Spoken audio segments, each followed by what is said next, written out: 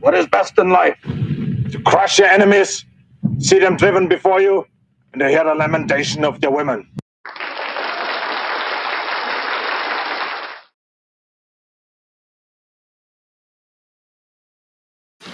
You lousy corksuckers.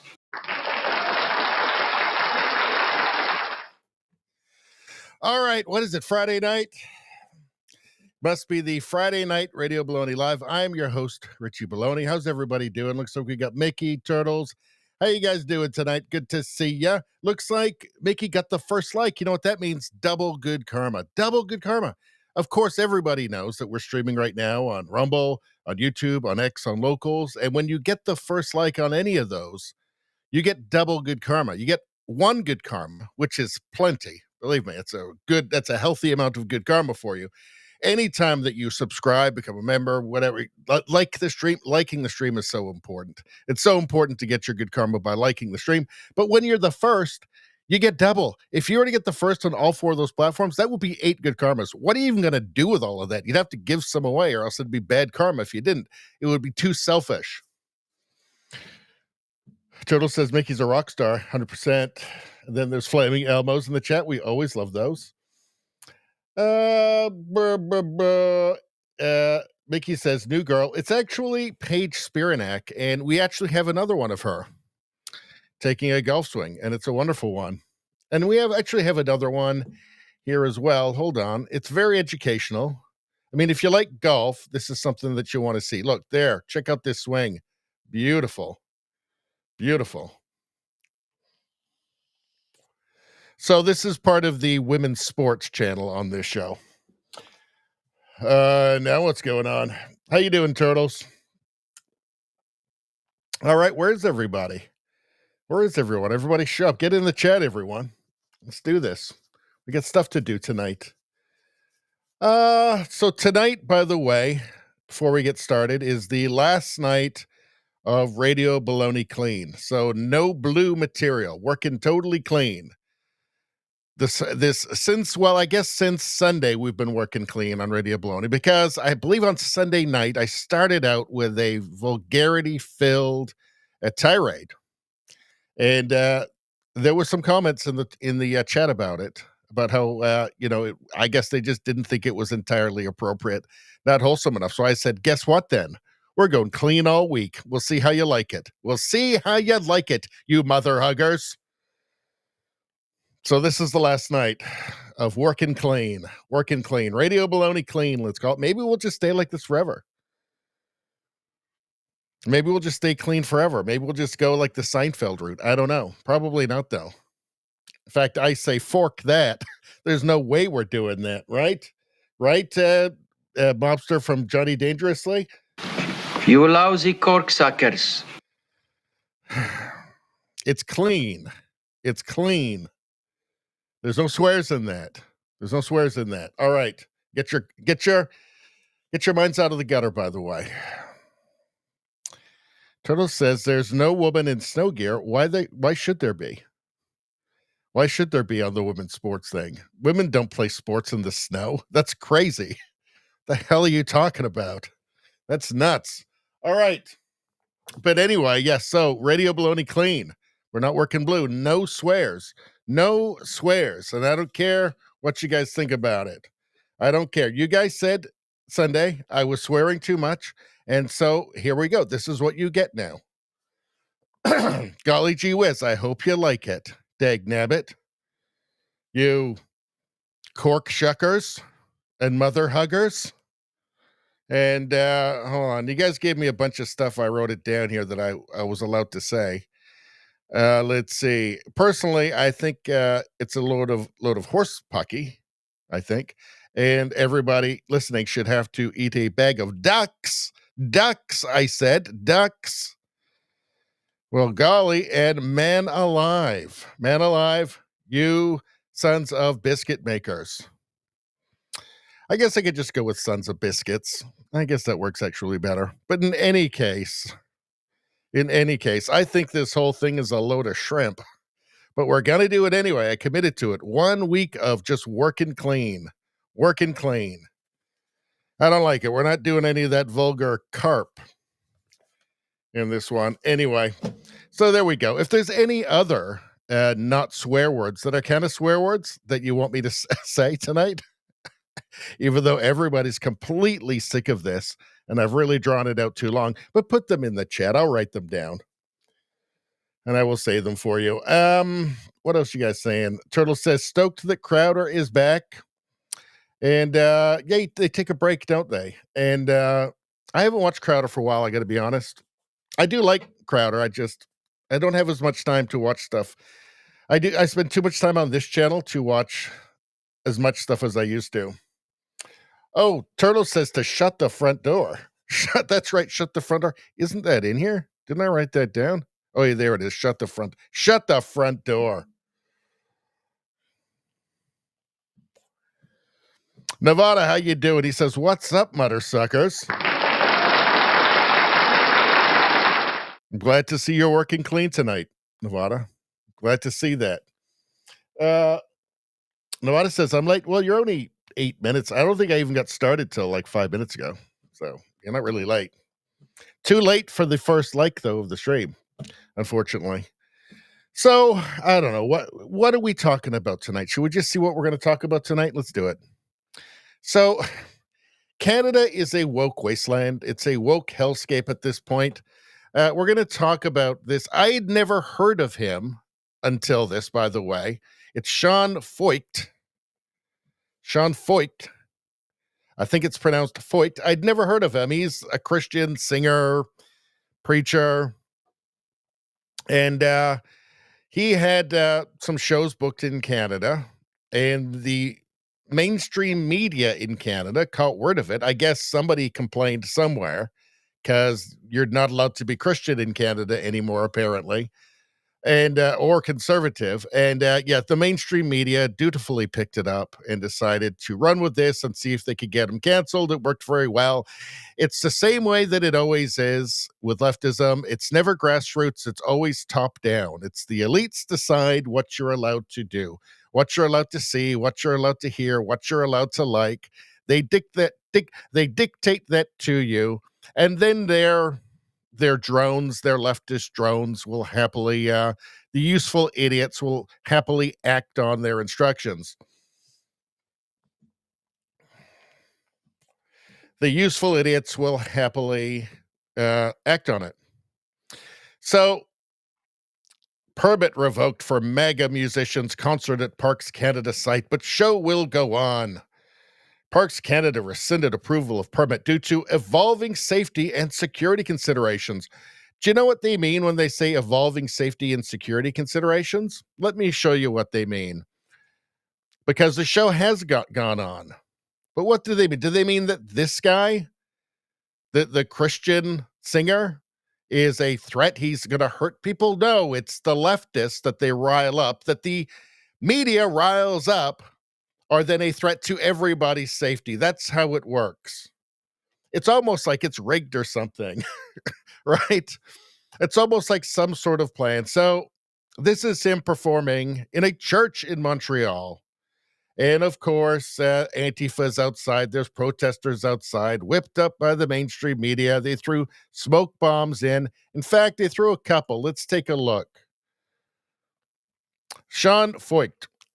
Antifa ran inside the church mid-set and threw two smoke bombs at my face. Antifa ran inside the church mid-set and Antifa ran inside the church mid-set and threw two smoke bombs at my face while police watched. Good thing I lead worship in Canada with my eyes open. They missed me.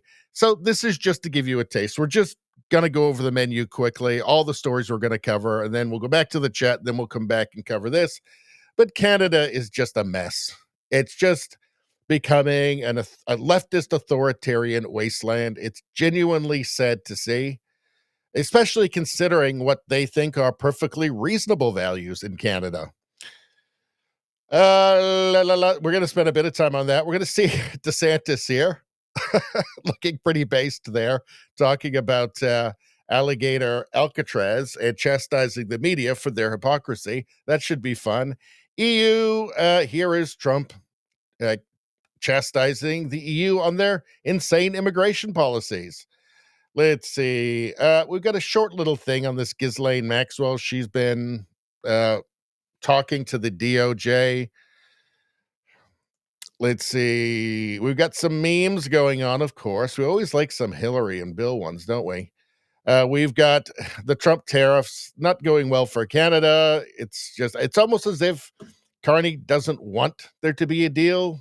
It's fairly insane.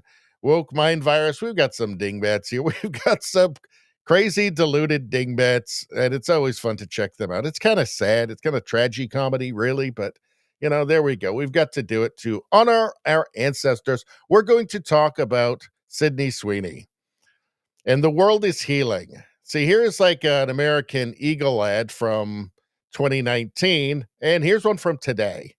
And by the way, their stock is going up. So we're going to talk about her because there's some things to say about this. It's interesting. It's a cultural, it's important culturally. And then, of course, we've got a bunch of random stuff.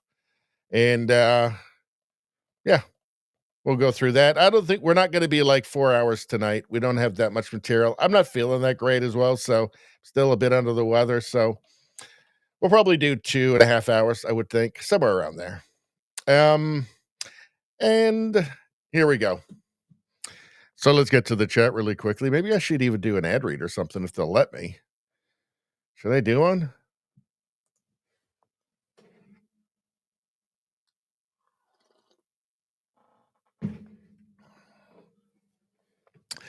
Listen up. This sponsorship is from Rumble, one that is incredibly important to the survival of the company. And we love the company because they love free speech, right? When Rumble first started in 2013, 2013, that's a while ago, they built a platform for the small creator. Hey, that's me. They didn't censor or have biases. They were fair and treated all creators equally. That's all we ever wanted. No one thought platforms would censor political conversation or censor opinions on COVID. Yeah, we had no idea a bunch of commies were taking over everything, but they did. Facebook, some people call them woke book. I call them woke book. Admitted they felt a pressure from the Biden and Harris communist administration. Rumble did not. They held the line, just like the truckers in the Freedom Convoy. They are attacked daily for giving us a voice to talk to you. Can you believe that? They are attacked in corporate media. They're attacked by governments like France. Well, they must be doing something right if they pissed off the cheese communists. They are attacked for brand advertisers who refuse to work with them. I'm telling you what, people, it's shameful. Corporate America is fighting to remove speech. Rumble is fighting to keep it. And we love them for that, don't we? Rumble won't survive with brand advertisers. They don't get much of it. The world has gone upside down. Watching our show on Rumble is the most they can ask from you. But if you really believe in this fight, and if you have the means, one major way you can help Rumble survive is by joining Rumble Premium. I did, and I'm telling you, no exaggeration, it was the happiest day of my life. Join the community that believes in the First Amendment and believes in our human right to free speech. It's the most important one, people. Rumble knows that. So do you. Rumble is offering $10 off with the promo code STUDIO. $10 off. That's a deal you don't get every day. With the promo code STUDIO when you purchase our annual subscription. It's the best way. You just got to do it once a year. Go to rumble.com/premium. Rumble.com/premium, and then use the promo code STUDIO. Don't forget to do that. Like I said, if you have the means and believe in the cause, now is the time to join Rumble Premium. If you don't have the means, we are just happy if you watch us on Rumble. But if you do it every time you get it, a communist cries. It's fun.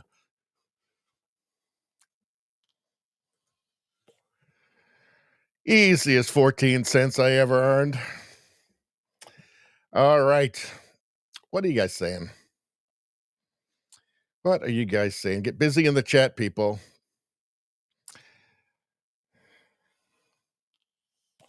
Now, Turtle's saying, bought cinnamon and raisin bread for French toast tomorrow. Well, that sounds lovely. I'm so happy you did that. It's a wonderful thing. Let's see. Nevada says, I got third like. Third like tonight. I'm saying that's 1.3 good karmas for you.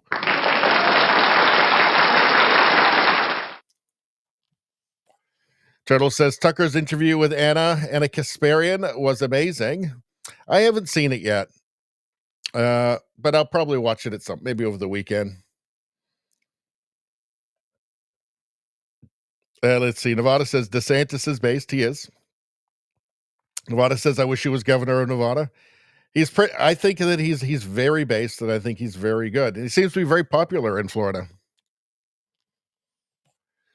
Rosie, how you doing? Good to see you. Let's see. Rosie says we have more estrogen than testosterone in chat. You know, just looking at my analytics on YouTube earlier, and it's like up to like 16% female on YouTube. I don't know what it is on Rumble. It doesn't tell us that. But let's see. Rosie says, Rumble ad, great ad read, commie hate, 10 out of 10. That's the most you can get. Well, almost the most you can get out of 10. Nevada says, Richie should shut off YouTube so we can listen to the videos. Well, I have people on YouTube who want to watch as well. So, let's see. Stop being so selfish, you mother hugger. Let's see. You lousy corksuckers. Nevada says, we don't need those stinking commies. No, Nevada gave it a 9.7 out of 10. No explanation. That's pretty good. That's pretty good. So, So, all right. So, Christian singer, preacher, Sean Feucht. His shows were all canceled in Canada. Now, in Canada, nothing is grassroots. Everything is top down. So it's the media in collaboration with leftist politicians like to do kind of an activist groups and, so-called, anti-racism groups or whatever. They work together. They collaborate together to just ban people kind of randomly. So you've got this mega musician, mega musicians concert at Parks Canada site has been canceled. What happens is the media comes upon a story and they think that the media will create a fake moral panic. So they tried to create a little fake moral panic over this mega musician coming to Canada. And all of a sudden, it turns out that they're finding people who are really offended. They're finding residents who are really upset that this mega guy's coming, this mega Christian. He's a Christian. Did you know that? That's terrifying. It's terrifying to the CBC. Parks Canada rescinded approval of permit due to evolving safety and security considerations. You want to know what the evolving safety and security considerations are?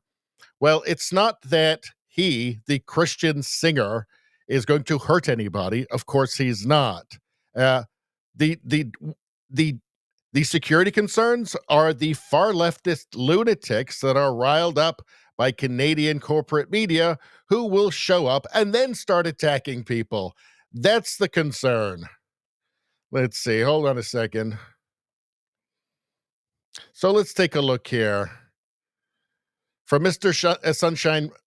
Sunshine Baby, breaking Christian artist Sean Feucht is performing his show despite attempts by the woke mob, the Montreal mayor, and tyrannical officers to cancel him. So his dates were all canceled, and then he had to reschedule them, relocate them. So here he's just doing a church in Montreal. Let's take a look.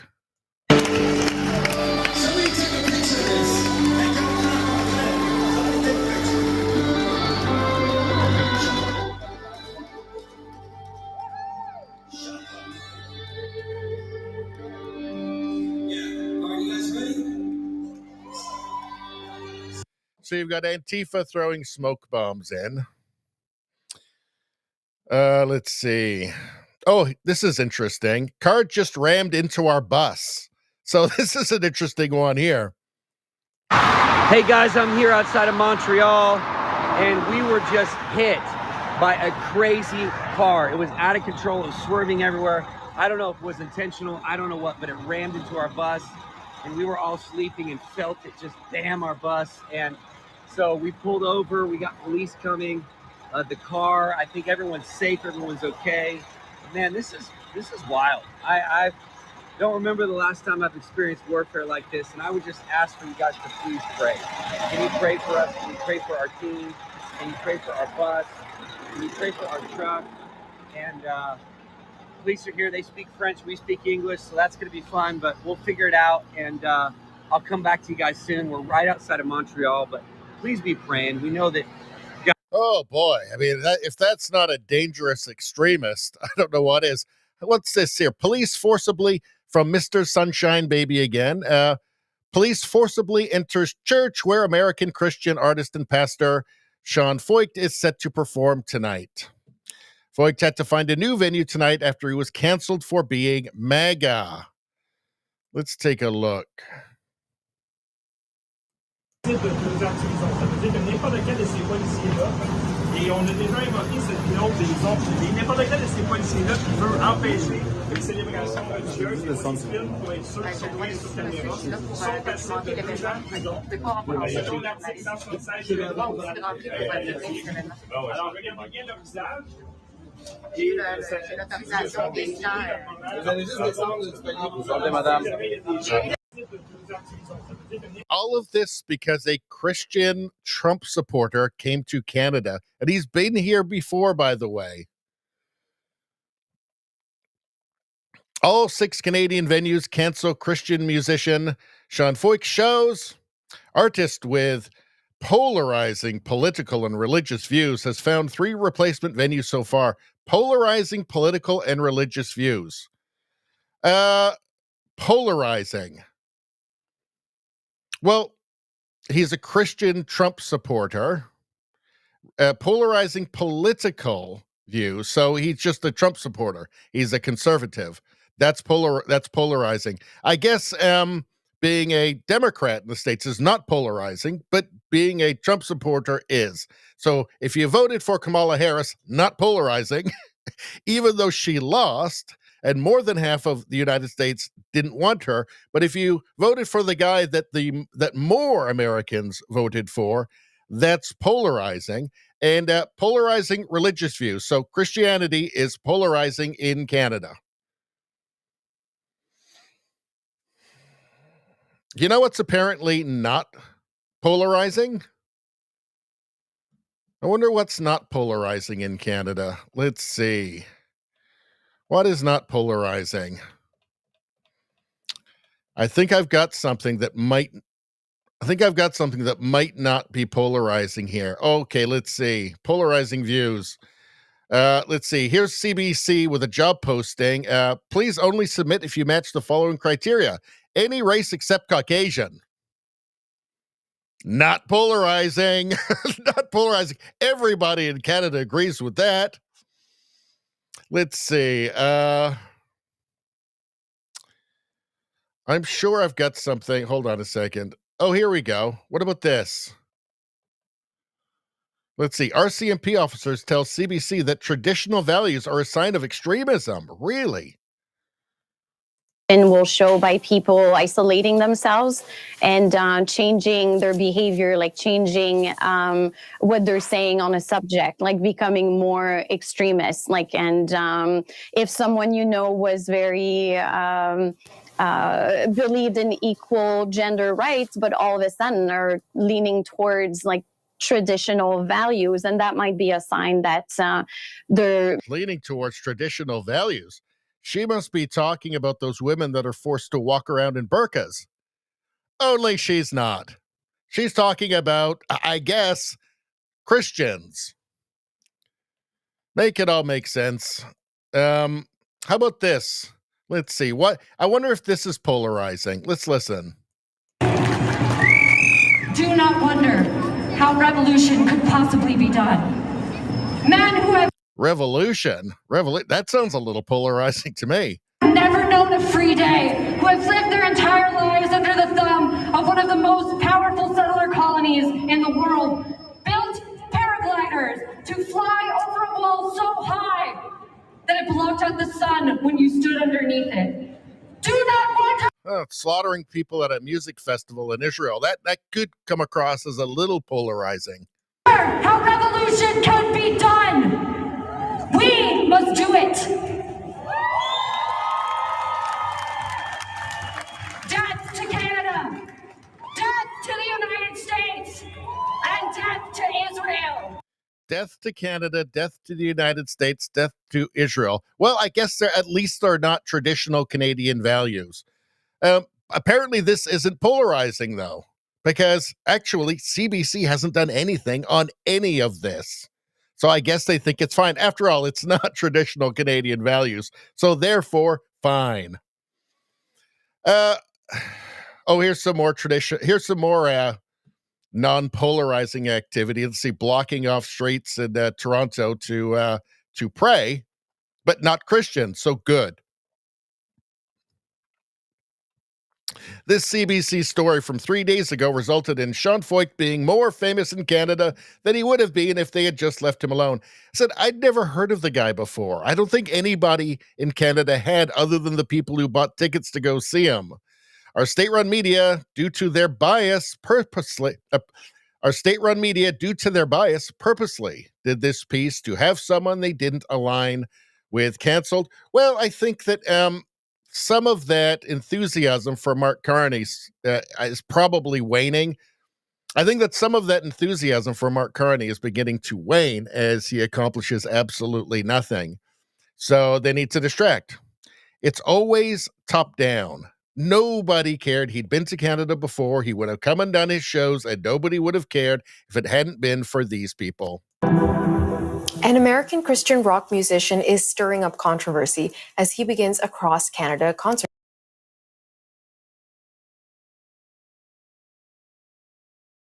tour. Now, it's set to start in Halifax this week, but the choice of venue is causing concern for local residents. For more on this story, we're joined by CBC's Brett Russ. God damn it. How long was I muted for? I don't think I was muted for too long. Concern with local residents. Which residents? They're just telling us, just concern with local residents. Well, thank you very much. Who's in Halifax. Brett, tell us more about this event and why some people are not that happy about it. Some people are not that happy. None of this is grassroots, right? None of this. They're just telling us some people, some residents. Who exactly? Yeah, Natasha. So this event is happening right here at York Redoubt. So this is a Parks Canada owned and operated site, a scenic, historic site here in Halifax.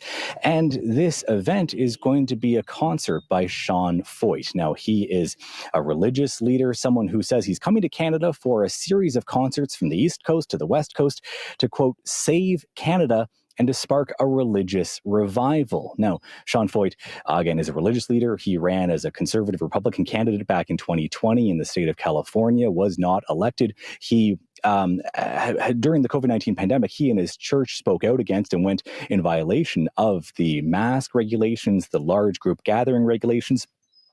So for CBC, this is what they consider a true heretic, a true heretic. Spoken out in support of Donald Trump and against abortion. Can you believe that he spoke out in favor of Donald Trump and against abortion? Oh my God. I mean, this is all of the sacred tenets of the CBC. US LGBTQ plus rights. And generally, folks here are not happy about the possibility of having this event. Folks here are not, how many? 1? 100, 1,000, 14? How many exactly? Well, we're not going to find out. Again, this is all top down. They create this, right? They create this. And then pretend as if it's some sort of all Canada is really concerned about this. event scheduled here in Halifax, as well as other sites. But here are what some of the locals here are saying about this event being hosted and held on Parks Canada land. My main concern is the promotion of views that are anathema to the principles of Canada, and particularly. Well, which ones exactly? The principle, anathema to the principles of Canada. So what is it now? Are we now just a progressive are we now just a progressive totalitarian state? So you're not allowed to have anybody disagrees. By the way, what about the lady saying death to Canada? What about her? I guess she's okay. She's not anathema to the values of Canada. The views that are specifically on the Parks Canada website, their own guiding principles of inclusion and respect. Oh, bullshit. Oh, bullpocky. Sorry. Oh, bullpocky. If this was a Palestine rally, this guy would not care. In fact, he'd be afraid to voice any disagreement about it. I don't think this guy fits that bill at all. We need to have it canceled. Period. Typical liberal voter. Doesn't agree with me. Got to be canceled. Got to be canceled. Because that's Canada now. That's Canada. Canada is just becoming a totalitarian far leftist state. And there are idiots who actually want it. Let's see. Who else have we got here? So there's one, folks. There's one person, right? They talked to. Let's see. Who else did we have here? I had another one. Where is he? Let's see. Where did it go? Oh, damn it. I'm never organized. Oh, maybe it's in here. Let's see. Let's see. No, it's not that one. Hold on.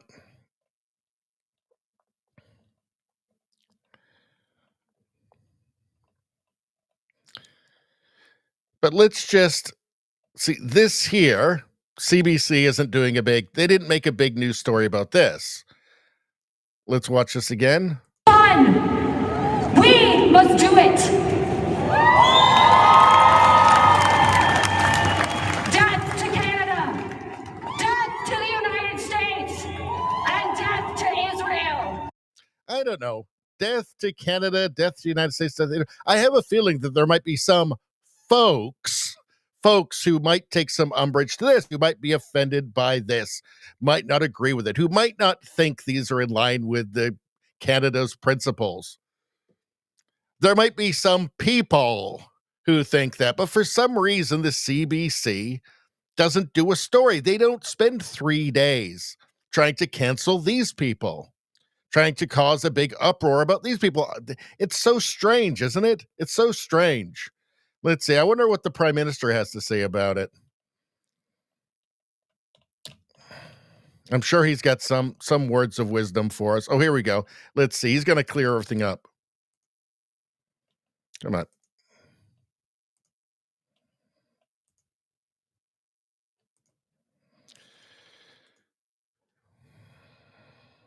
All right.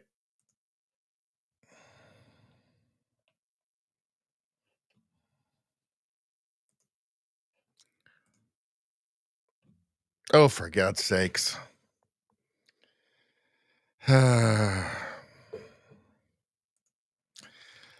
know, I want you to see this. So I'm just going to find a different clip. Hold on one second.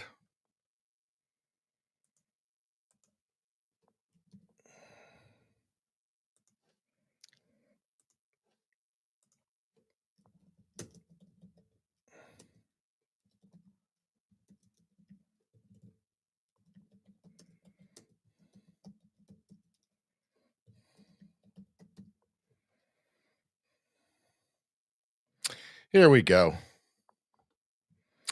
Here we go. These are Muslim values. These are Canadian values. So, death to Canada. Great. I think you're starting to pick up on the problem that we're having in Canada right now. There seems to be some ideological capture and just downright ideological insanity in this country. Let's see. Permit revoked for mega musicians concert at Parks Canada site, but show will go on.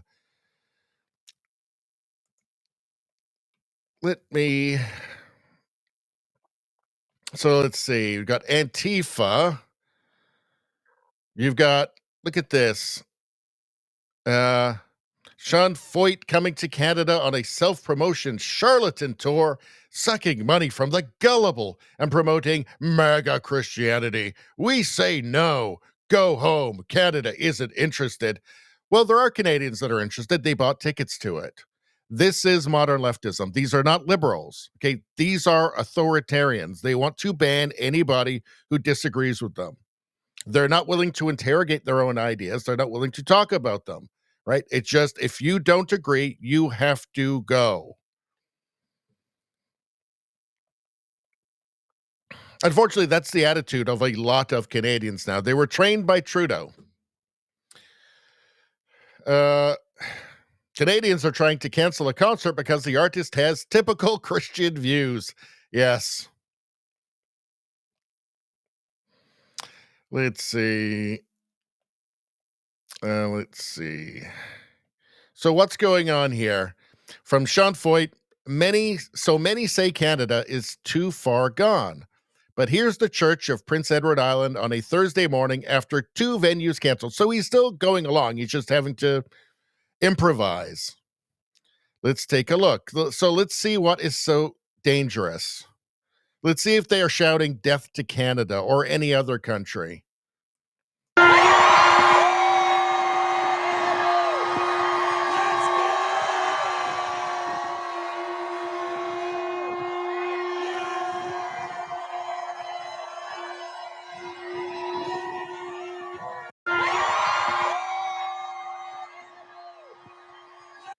Well, no foreign flags, no death to Canada, no talk of revolution. Huh. Maybe that is that. I guess it is that scary traditional values. No genocidal chants? What? I didn't see one person in this shoot at a Jewish girls' school or attack or vandalize a Jewish bakery. So this must be that scary traditional values we've all been warned about.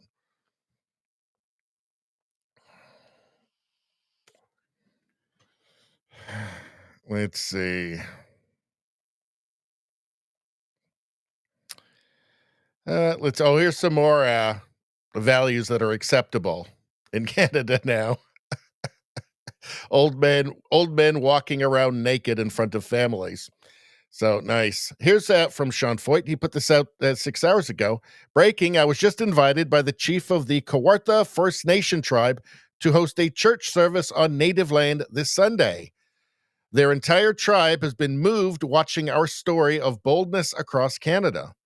This service will happen Sunday, July 27th at 9 a.m. on Treasure Island Private Family Resort on Kawartha Lakes, Ontario. All are welcome. Thank you for your attention to this matter. I wonder if the CBC or Global News or CTV or the Toronto Star is going to report on this. I'm guessing not, because this doesn't go along with the narrative. Of course, you're supposed to see he's a mega Christian, so obviously he must be some sort of racist or something. Turns out that's all bullshit. Turns out it's just a stereotype made up by far leftists, including the far leftists in media. You will not see this on the evening news. This will not come out of Rosemary Barton's teleprompter for obvious reasons, because for narrative control reasons, obviously. Let's see. Here's some more non-traditional Canadian values, which are fine. This guy isn't a Christian. I want you to remember, if you're listening to this and you go, some of this doesn't sound right, I'm not sure I like that. Remember, he's not a Christian, right? And he's not MAGA, so it's fine. And it's not traditional Canadian values, so obviously it's good. kids, some of them 10 years old. I'm sure you've heard some of those clips where a child says, I live to be a martyr. In other words, I live to die. Yes. I live to fight for the sake of Allah. I live to defend al-Islam and the Muslims. I live to defend al-Masjid al-Aqsa.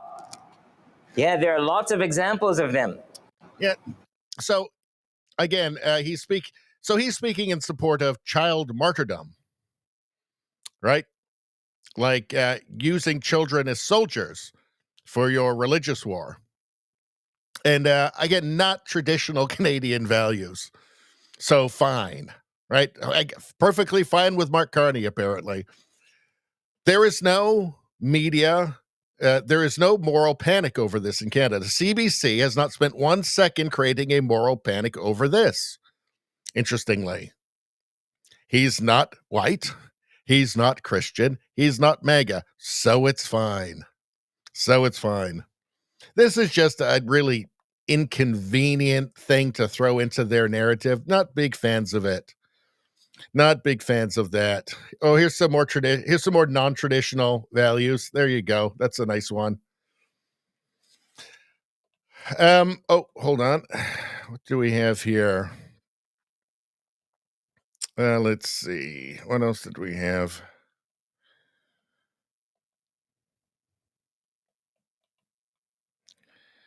Yeah, so let's remember too, this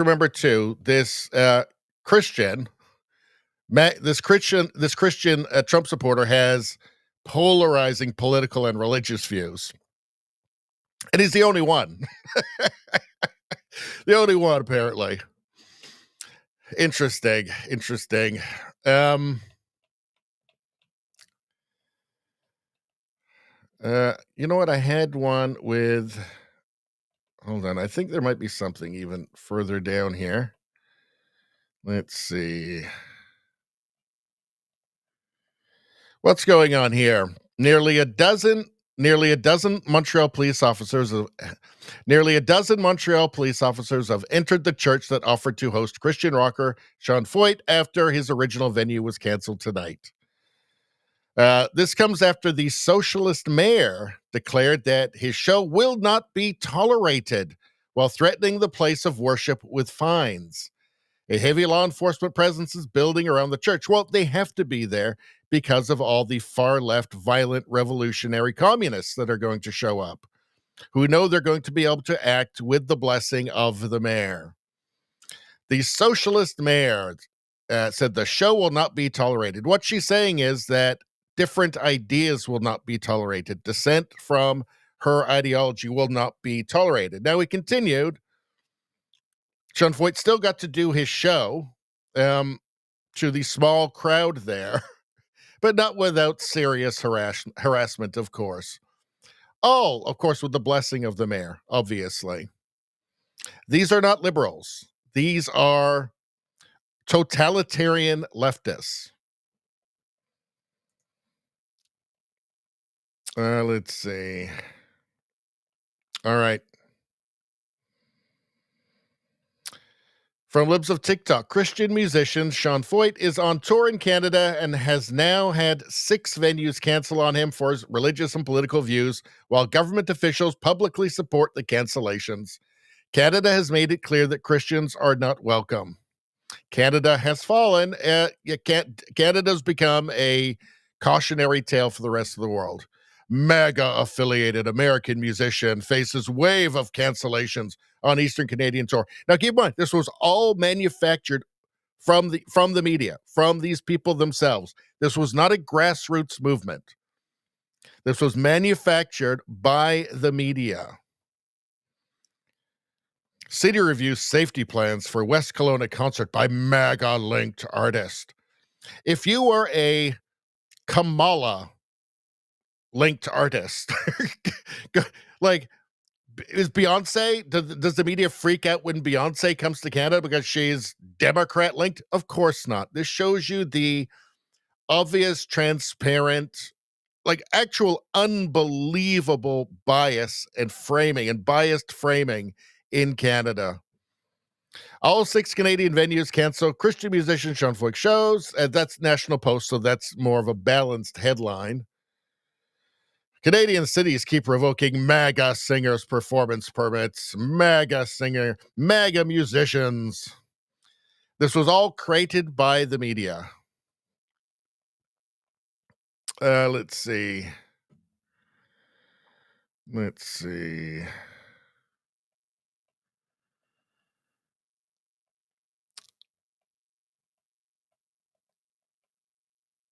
Yeah, so you've got all the lunatics outside, of course. One ran in and set off smoke bombs. Even though there's a police presence there, no problem.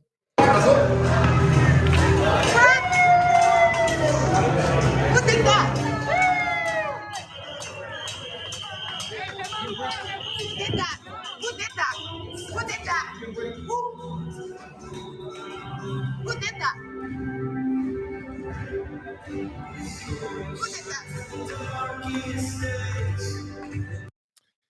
They're not interested in tolerance.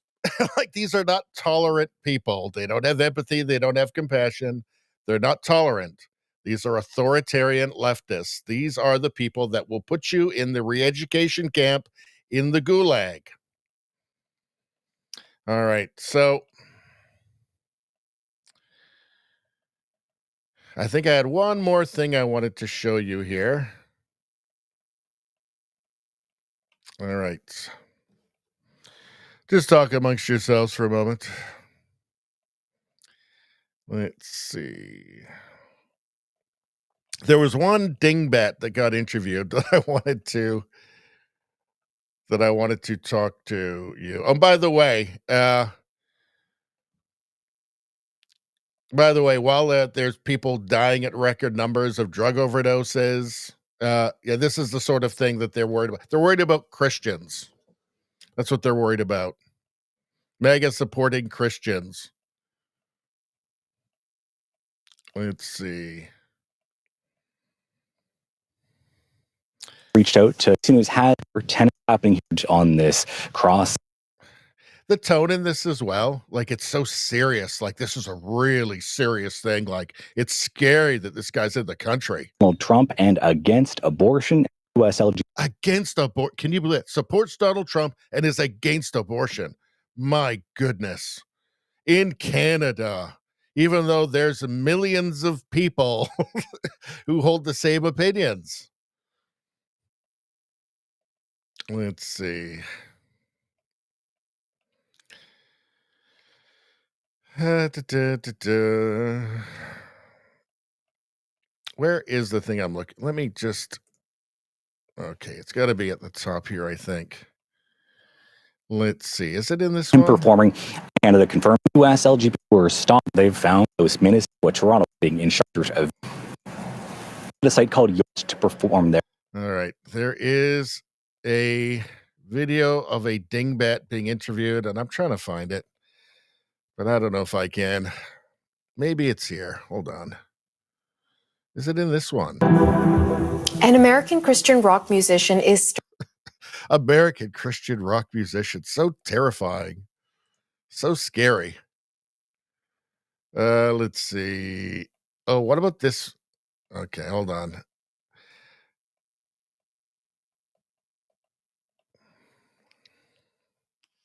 Oh, here we go. Global News joins in on the censorship attempt using an American expat. Just listen to this. It's astonishing. It's not surprising this guy moved to Canada, though. I have to say, when you hear what he said, it's not surprising he moved to Canada to get away from freedom, I guess. Let's watch. The glory of the Lord arises on you, Canada. Christian rocker and missionary Sean Foyke is scheduled to begin his Canadian tour here at the York Redoubt, a National Historic Site, on Wednesday night. Todd Smith and his family live across the street, saying they left the U.S. to get away from the MAGA movement after President Donald Trump was reelected. But now it's followed Smith right to his doorstep. I can't explain. By the way, you won't see one interview with anybody who was at the show, anybody who bought a ticket, anybody who was a fan, or just anybody who wasn't going, who just thought, I don't care, you can have a concert. They only talk to people that are opposed to it and really opposed to it. They only talk to the most ideologically captured leftists. Again, none of this is grassroots. It's top down. And then they decide to cause the so-called controversy. They decide to cause the so-called controversy, and then they find people, folks, residents who agree with them, and then pretend as if it's like this mass movement. It's not. The level of frustration and, I guess, anger. So this guy moved from the States to get away from scary Trump. What does he think? It's the street, saying they left the U.S. to get away from the MAGA movement after President Donald Trump was reelected. But now it's followed Smith right to his doorstep. I can't explain the level of frustration and, I guess, anger that I have that we've moved all the way up here to get rid of it, and it's really literally slapping it. The level of frustration for this guy. I mean, just imagine if you hated freedom so much that you moved to a different country that you expected to be totalitarian and ban anything that you disagreed with, and then, like, still there's stuff that you don't like. There's still stuff you disagree with. Can you imagine his frustration? Right? He moved to Canada thinking it wasn't a free country. And, you know, he's half right, but it's not all the way not free yet. It's very frustrating for him. In the face across the street. With recent sovereignty taunts from the U.S. president, many are taking issue with an advocate for Trump performing at a historic Canadian site. What could revival look like in our day? Foyt is a rising star in the MAGA movement, known for speaking out against abortion rights and LGBTQ2+ causes. I kind of see Canada as a place. Well, which causes? Which causes? Which LGBTQ causes? What? I mean, I don't even know who he is, right? But what causes exactly? Like sex changes for children, this bizarre and ludicrous redefinition of the word gender that happened basically 15 minutes ago into some, infinite series of abstractions, totally unmoored from reality. Those? What exactly? Abortion? Guess what? There's millions of people in Canada that are pro-life. It's not a fringe position. Let's see. Let's go to his website. This is Sean Foyt's website. He says, the Bible is Christian clear. And by the way, I'm not even religious myself, right? But I'm a cultural Christian, right? I grew up in Canada. I'm not angry at Christians at all. The Bible is crystal clear on a host of political issues, from homosexuality to the unborn, as well as gender identity. So there's nothing, these are normal Christian beliefs. This is millions of Canadians. By the way, the people moving here, especially the ones from places like refugees from Gaza, are way more serious about the homosexuality thing than Canadian Christians or the American Christians, by the way, right? They're like, well, they've got a view from the rooftop on this. Let's just put it that way. The unborn. Yeah, like abortion. Like there's millions of pro-life Canadians. This isn't a fringe position, especially if you're talking about past 12 weeks or 16 weeks. 16 weeks. Certainly, if you're talking about like 8 months, right? Which, by the way, there are no restrictions in Canada. You can have an abortion if you can get a doctor to do it, like up until the very last second before birth. So,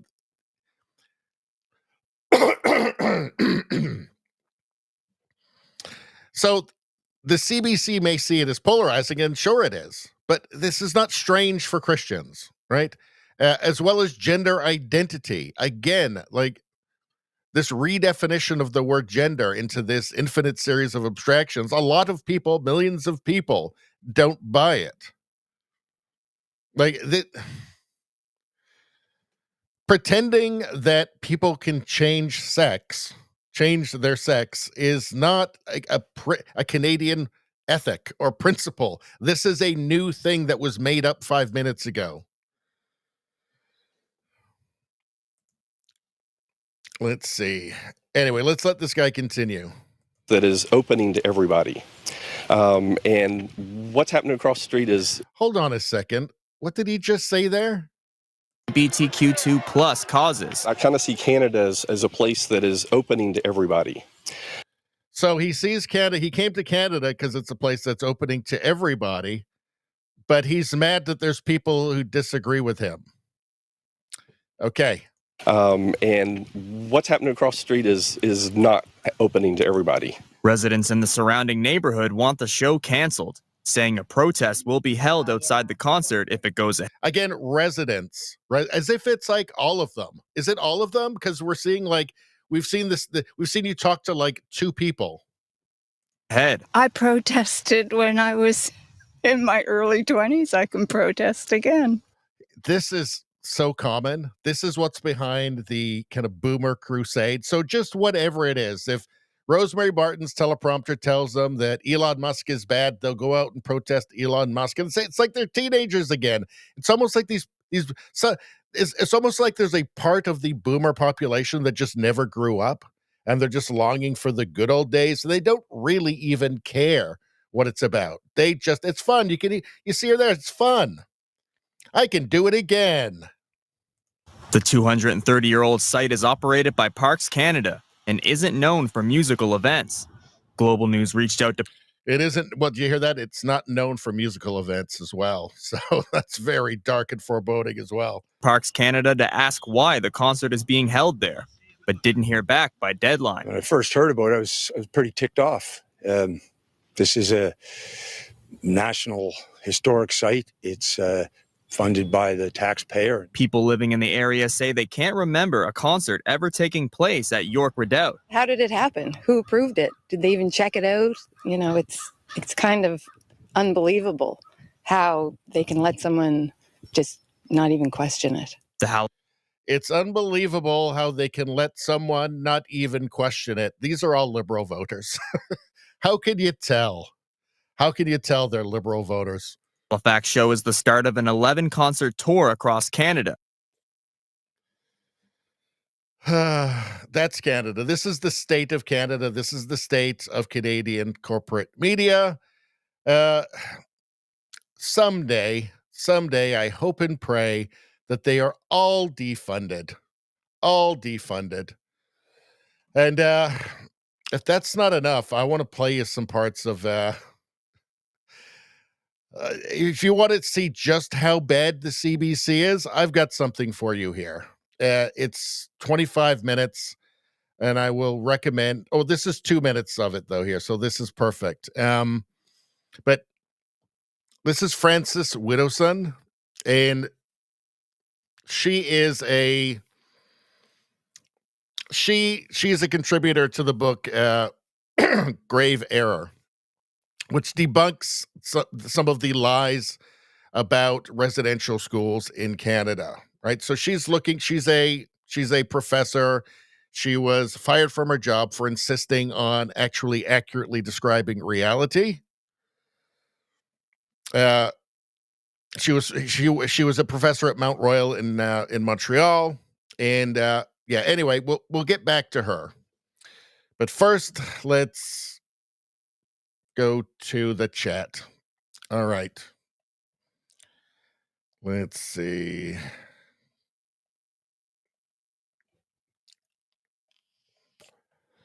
And you notice how all those people they talked to were like boomers or near boomer age as well, which is incredible. Let's see. Oh boy, okay, there's lots of chat for me. Let's see. Nevada said, great ad, just needs a wee bit more coming. I know. I felt like I could have added some more there. You're right. Rosie says, horrifying that they breached the church. Well, the cops are there. It doesn't matter. It just shows you, Canada is broken at this point. Let's see. Izzy, how you doing? Got like number 4. Guess what? That's 1.15. Good karma for you. Let's see.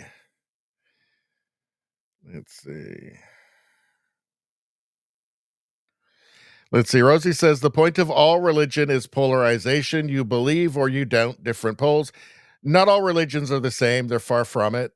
Christianity is very different from Islam, as Jainism is different from every other religion. I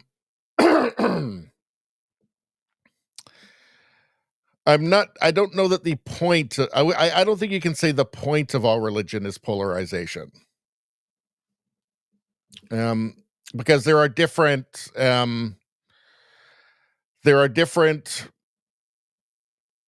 rules about how you treat other people within different religions. So obviously, my point being that, yeah, they're not all like the same thing, right? Like you can't just treat them as if they're all the same, if they're all culturally the same, they're all as polarizing. They're not.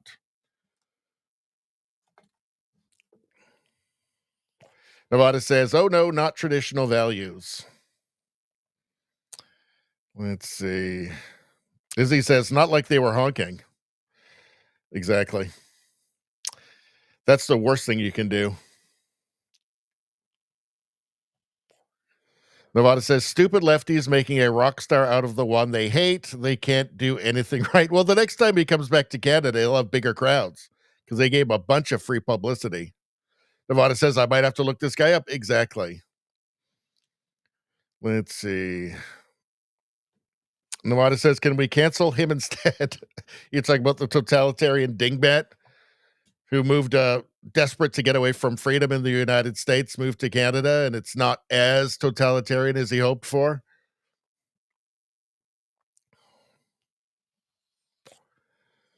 Let's see. Nevada says, thanks, Commie Carney. As he says, so glad the CBC is telling me how and what to think. Well, they want to do that. They're very upset when you don't.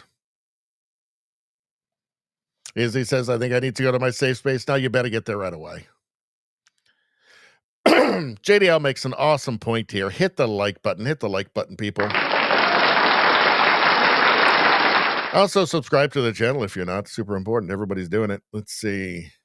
Rosie says, have these people no sense, no understanding of history? Dark never overcomes light. The church grows in persecution. Kill the one son of God. God sends the Spirit to everyone. Well, that's some, I believe that's some Christian stuff right there. And I'm deeply offended. Deeply offended. Let's see. JJ Nevada says something here, and I hesitate to read this because I would never say this about somebody. I would never call people inbred retards.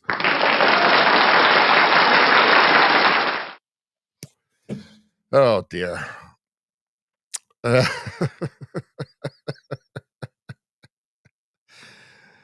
They blow up so young these days. Who are you talking? I don't know what's going on with that. Let's see. Let's see. All right. I'm going to skip down a little bit because we got lots of chat going on. Rosie says, so easy to find places that are anti-MAGA, anti-Christian. Saudi Arabia, Dubai, China. Actually, Saudi Arabia doesn't have an extremist problem anymore. They decided to stop extremism. They had a big problem 20 years ago, and they decided to try and join the modern world. Now there's less. In fact, there isn't any public extremism there now in Saudi Arabia. If you want that, you'd have to come to Canada. Let's see.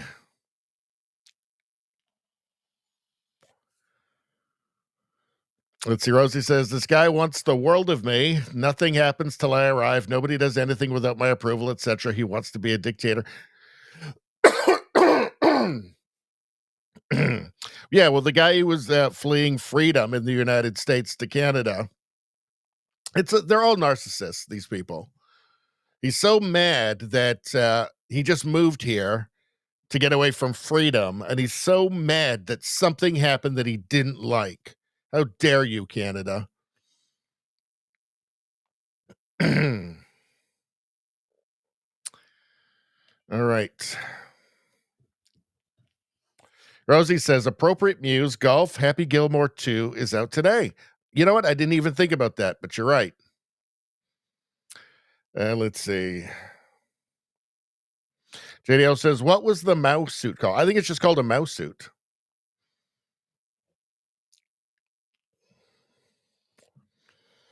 Let's see. Rosie says, true, all religions are different specifically, but all religions, even cults, demand belief or unbelief. True pulse. Well, yeah, that's true. It's just that some of them demand it a little bit more than others, if you know what I'm saying.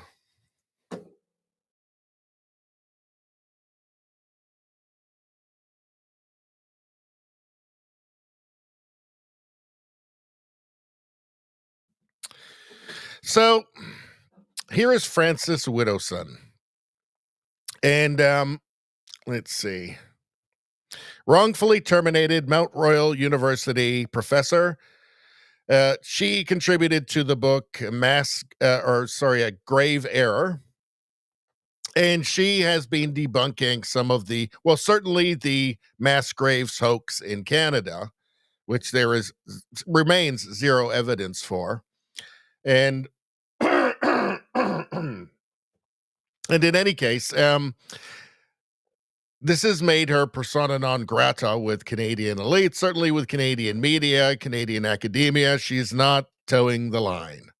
And if you want to see the absolute state,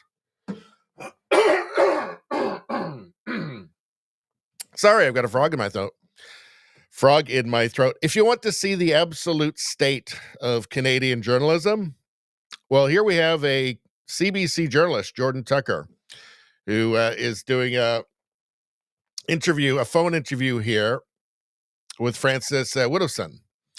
And just feast your ears. You know, the federal government, the provincial government, the municipal government in Quesnel, they all say that, yes, these things have happened. There are children buried in apple orchards.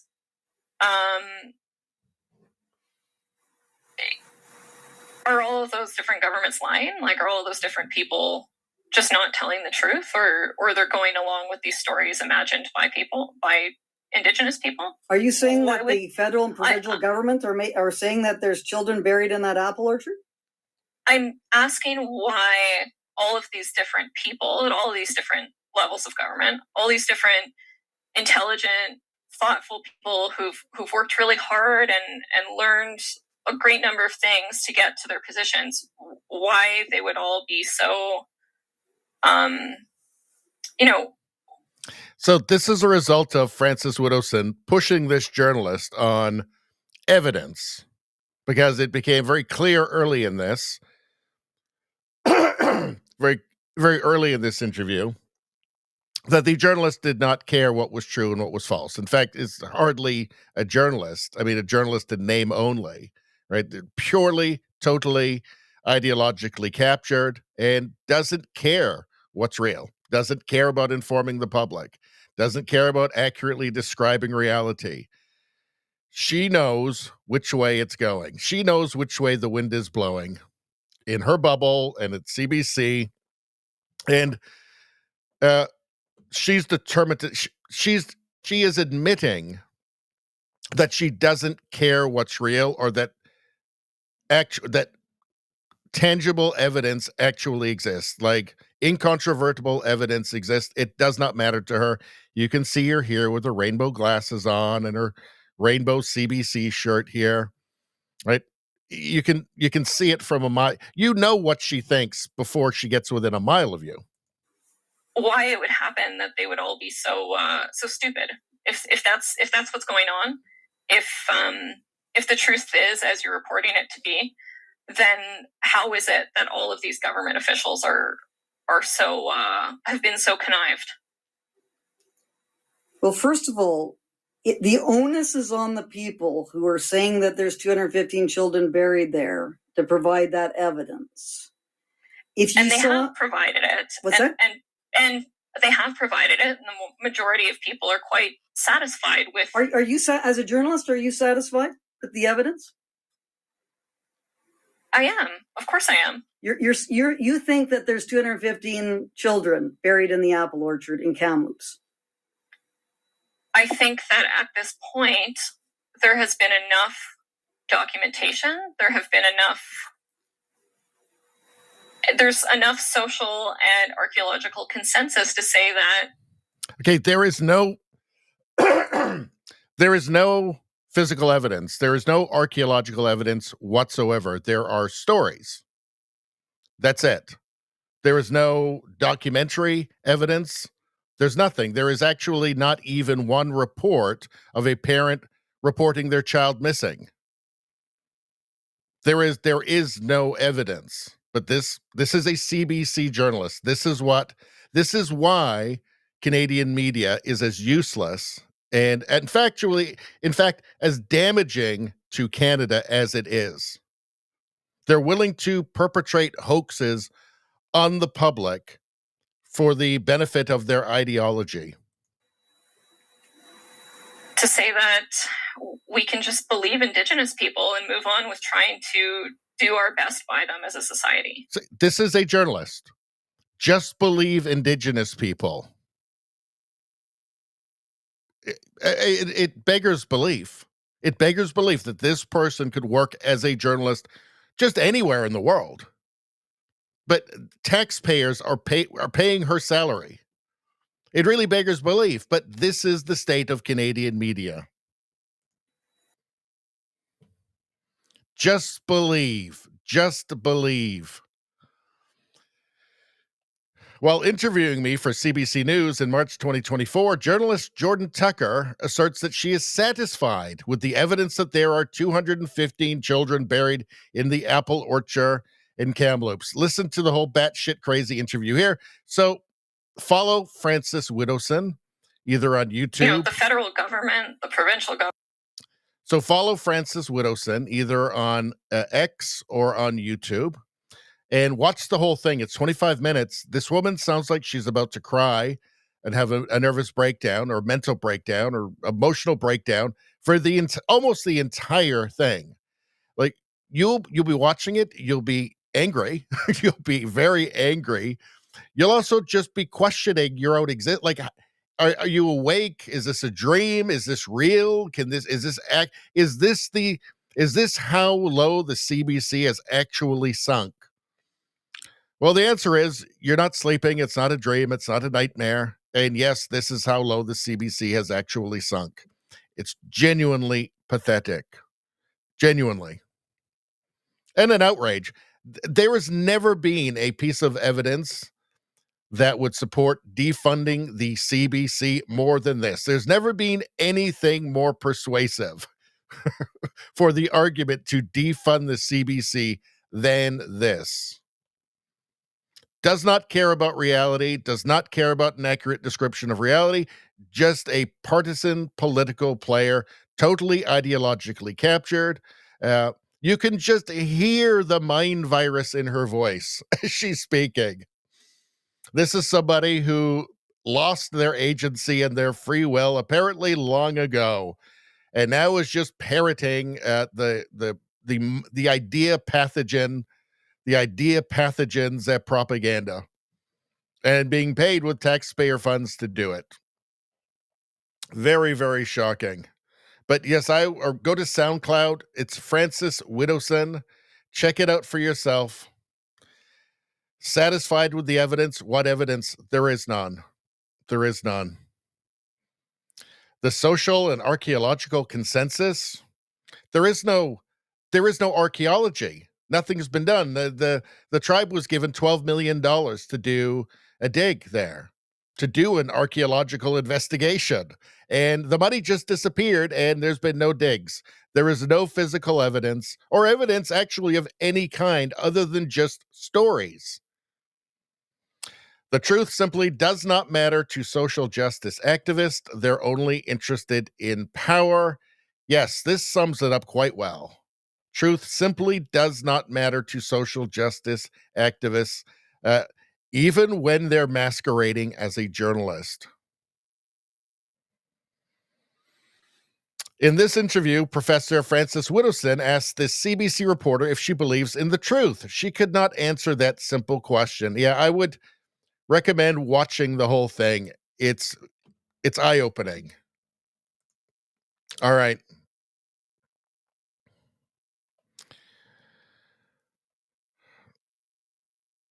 All right, let's move on. In fact, I've got to take a break for a couple of minutes.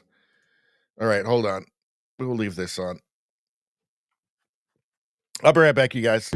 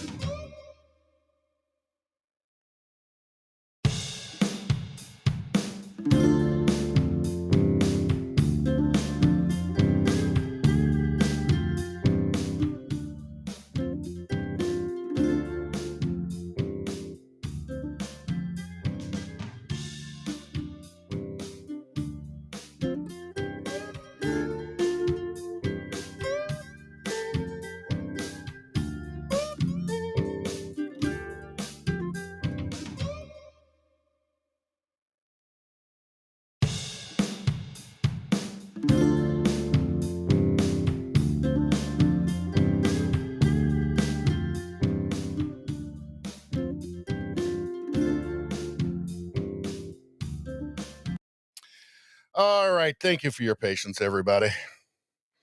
So it's a good time to suggest that if you're not subscribed to the channel, go ahead and subscribe to the channel or become a channel member or something. And also like the stream. Big deal. It's a big deal liking the stream. Get that free good karma right now. You're going to need it. The state of the world right now, you're going to need it. Let's see. Trudeau Survivor, how you doing? CTV had a video 2 days ago about unmarked graves discovered of European settlers. Not surprising.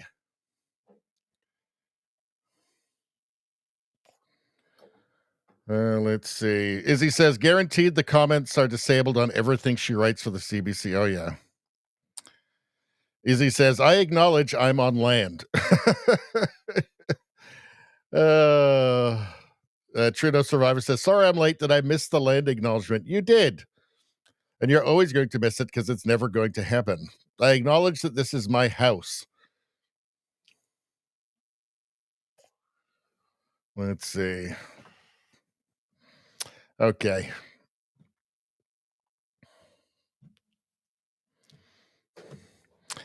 Trudeau Survivor says, is bladder transplant an option?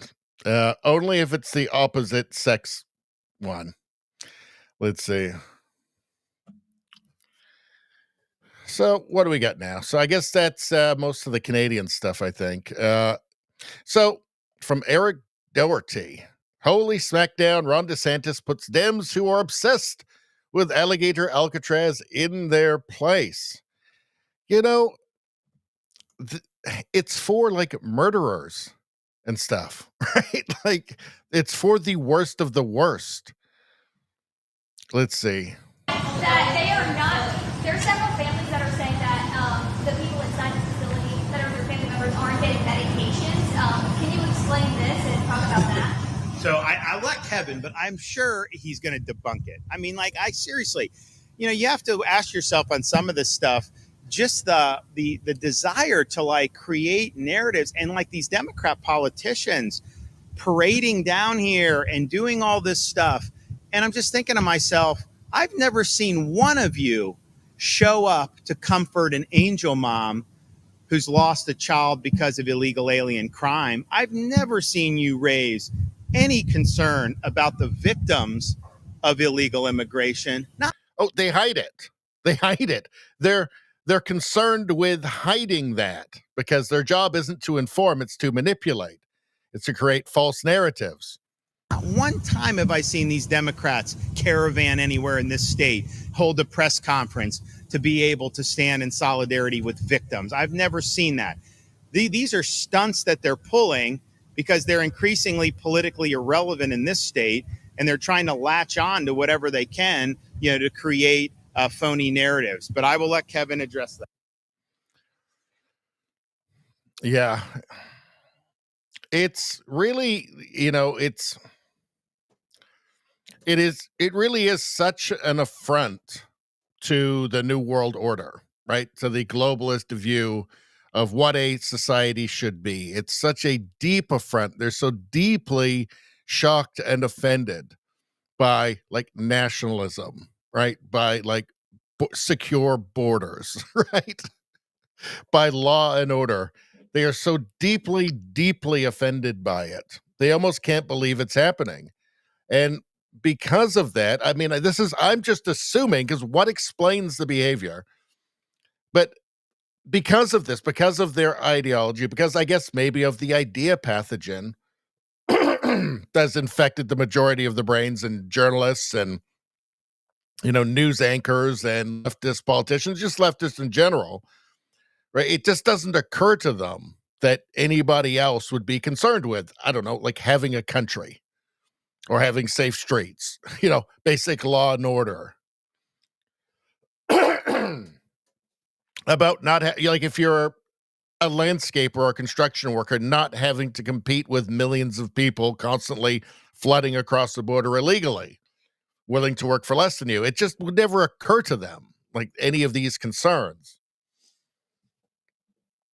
So yeah, it's just everything just gets more and more weird all the time, more and more surreal.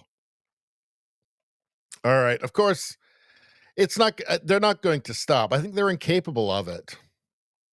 They're incapable of seeing any reason, it seems, or that perhaps this is counterproductive for them politically. Here to demand access to this detention facility. Based on reports that we've been able to glean, the site is already experiencing flooding. The first individuals who have been detained with no due process have arrived. And it's so essential when you have hundreds of millions of public dollars being spent on a political stunt that we have the ability to see for our own. I don't know. Is there a specific murderer who's in your country illegally that you're worried about? Like specifically, do you have a list of which ones? It's just really bizarre.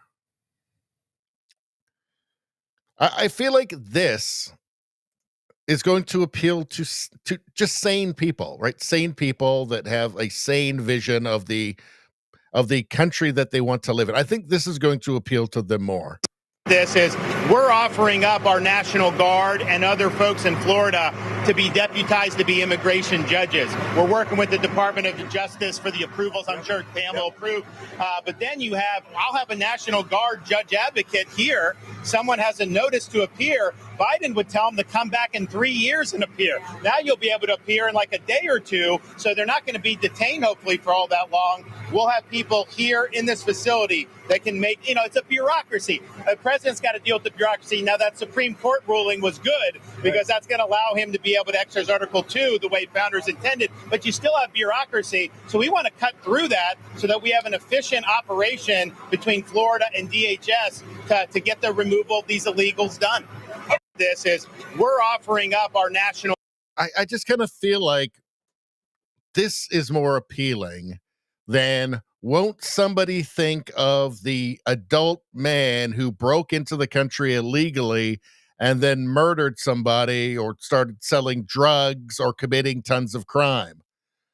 This feels more appealing to a sane person. So I kind of feel like this what the Democrats are doing and what, of course, their lackeys in the media are doing is kind of counterproductive. But time shall tell, I guess. Time shall tell. All right, what are we going on now? JJ Nevada gives 2 thumbs up to DeSantis. I like DeSantis. I've always liked DeSantis. I know that during the primary, a lot of people were attacking him, but I like him. I always liked him. I think he'd actually make a good president at some point. Izzy says prisons should be built for easy escape. You mean from Alligator Alcatraz? Let's see. That's mean. That's just mean. Where is your empathy and your compassion for murderers and career criminals? Izzy, come on. Let's see. JDL, would Canada like Los Angeles and San Francisco? I think Canada is Los Angeles and San Francisco, unfortunately. Amazing faces. Good to see you. All right. So what do we do next? All right. So here's Trump again from Inevitable West. So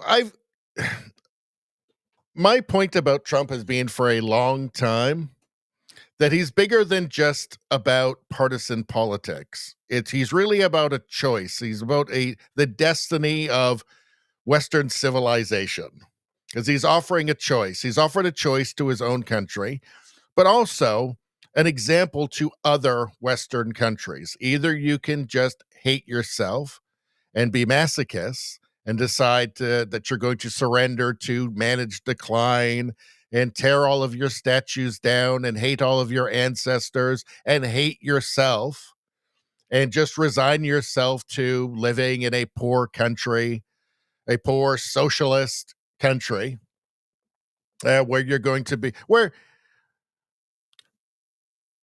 with no national cohesion, where it's just a bunch of different identity groups, interest groups vying for power. So there's that option. That's the Liberal Party in Canada. That's the Biden, the Kamala Harris, and whoever they put up next. That's the Keir Starmer path, right? Or you can just say, no, I'm doubling down on Western civilization. I'm doubling down on the kind of traditions and the traditional principles of Western civilization of our own country, and not saying that our ancestors were all evil, actually saying, no, they built an amazing place. These places like Canada, the UK, the United States, these are the pinnacle of human well-being in all of history, and it's not even remotely close. By every metric, these are the pinnacle, and it's not even close, right? North Korea just simply can't compete, I'm afraid. These are the pinnacle for everything, for wealth, for freedom, for human rights, obviously free speech. These are by far, it's not even the same game, just a totally different world in terms of human well-being. I mean, people even 100 years ago couldn't imagine what it would be like to live today, right? So instead of deciding to just throw it all away, how about, no, we're onto something good. Let's continue with that. And by the way, we're actually proud of Western civilization. We're proud of what Canada is, of the country that Canada has been built into, or the United States, or the UK, or England, wherever. So that's the example that's being set. And we can, there's a fork in the road for every country.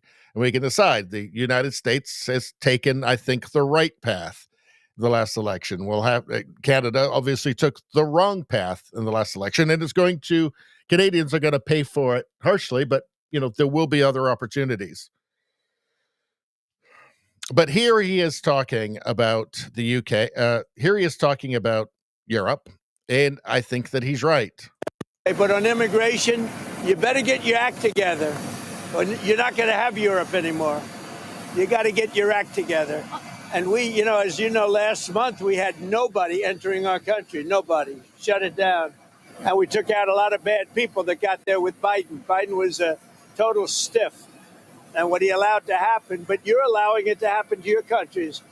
And you got to stop this horrible invasion that's happening to Europe, many countries in Europe. Some people, some leaders have not let it happen.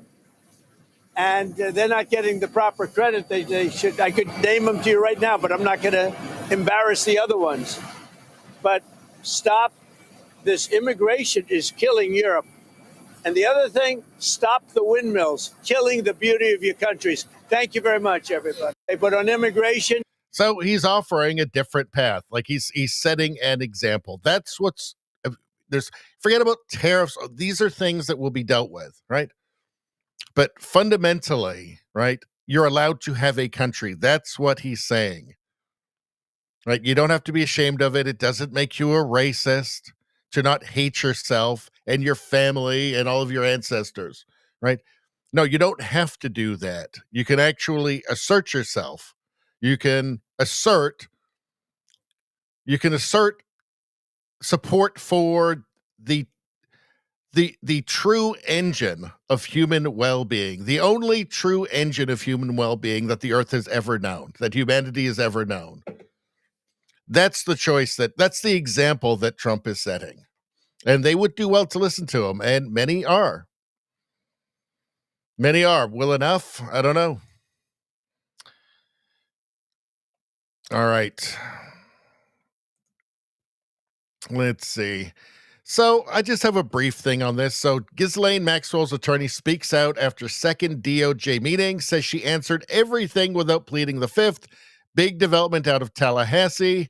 Following the second closed-door meeting between Ghislaine Maxwell and the Department of Justice, her attorney, David Oscar Marcus, confirmed she cooperated fully. No stonewalling, no privilege involved. Marcus said she answered those questions honestly, truthfully, to the best of her ability.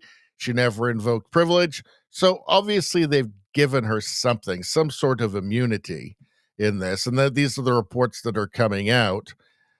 Let's listen to them. Answered those questions honestly, truthfully, to the best of her ability. She never invoked a privilege. She never refused to answer a question. So we're very proud of her. We're proud of how the process has worked over the past day and a half. Answered those questions honestly. So it may be some sort of immunity. It may be a shorter sentence. It may be better living conditions. Going to a better prison, say. We don't know. But I don't know, but we will have to see. Seeking Truth says, very interesting. Will we see where the DOJ goes with the information that Ghislaine gave them today? Will she testify in court if called? President Trump should station a 24/7 Secret Service detail outside her cell to ensure she doesn't get Clinton-sided. Where is Hillary? Let's see.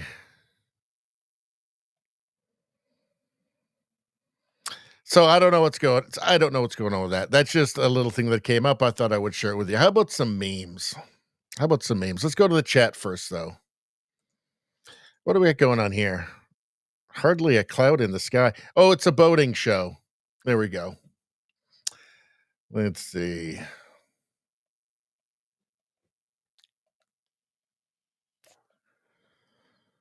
JDL says statues are scary. LOL. Well, some of them, especially when they move and chase you. EU hates Europe and Europeans. Yep. I mean, what else explains it, right? Keir Starmer seems to hate the British people. I can say that about him. Macron seems to hate the French. Let's see. Rosie says Poland has citizens volunteering and protecting their borders. That seems like a sane thing to do.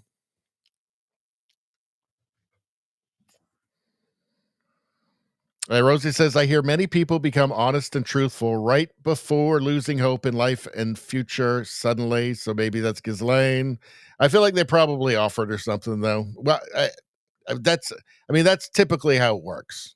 They gotta, but maybe, who knows? Nevada says, it's 9:00. Do you know where your Hildebeest is? Where is she? She's heading to that Ghislaine's prison, I think. I hope that boat's not going to Epstein Island. No, she would never go there, obviously. Let's say that's a grown woman as well. So, memes. What's going on with memes? What's going on with mother-hugging memes, people? You lousy corksuckers. Johnny Dangerously. All right. Her, I bet he's thinking about ratting me out. Him, I bet she's thinking about offing me before I rat her out. I bet she's thinking about offing me before I rat her out. Yep. She's got to get him eventually. He knows it's a matter of time. He's on the clock. Let's see. Socialism sucks. Socialism, you line up for bread. Capitalism, bread lines up for you. It's all very simple. It's all very simple. Like, how does bread lines lining up to get a loaf of bread, how is that appealing to anybody? Like, you still have to work, You still have to work to, the Soviet Union not showing up for work was a felony. You're expected at the concrete factory, comrade, and you'd better be there. All of these people, they know nothing about, they're totally historically illiterate. They know nothing about actual socialist. Don't forget, Soviet Union was the, Soviet Socialist Republics. They called themselves socialists. Socialism is just a euphemism for communism. These people, they don't want Denmark or Sweden, right? They want Cuba or North Korea. They want the Soviet Union. They want Maoist China. They think that they're going to be revolutionary poets. Like, they actually think this, right? I'm afraid there's no more need for revolutionary poets, comrade. Already had the revolution. Now up against the wall, comrade. Your shift at the concrete factory is starting, comrade. Genuinely amazing. What's going on here? Apocalyptimist. Someone who knows it's all going to shit, but still thinks things will turn out okay because I'll go off into the woods and survive. I mean, I do tend to think that I will do that. I don't know how I'll survive or how I will gain the skills, but I'll make it work. Let's see. I'm going to make you mine. Oh my God, yes. And she's in a mine. He's making her literally mine. That's a good one. You got to admit, that's a good one. I'm going to make you mine. Oh my God, yes.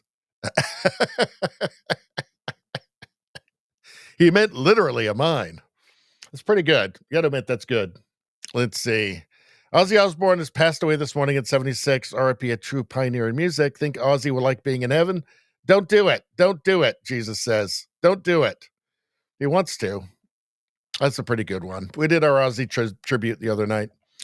All right. Well, I guess that's, unless there's, I thought I had some more.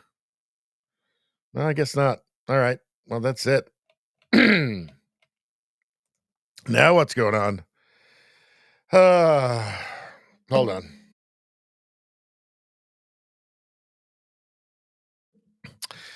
So Canadians were told by Rosemary Barton's teleprompter that Mark Carney was this buttoned-down economic genius, this moderate, this Mark Carney told us that he knows how the world works and that he's this amazing negotiator.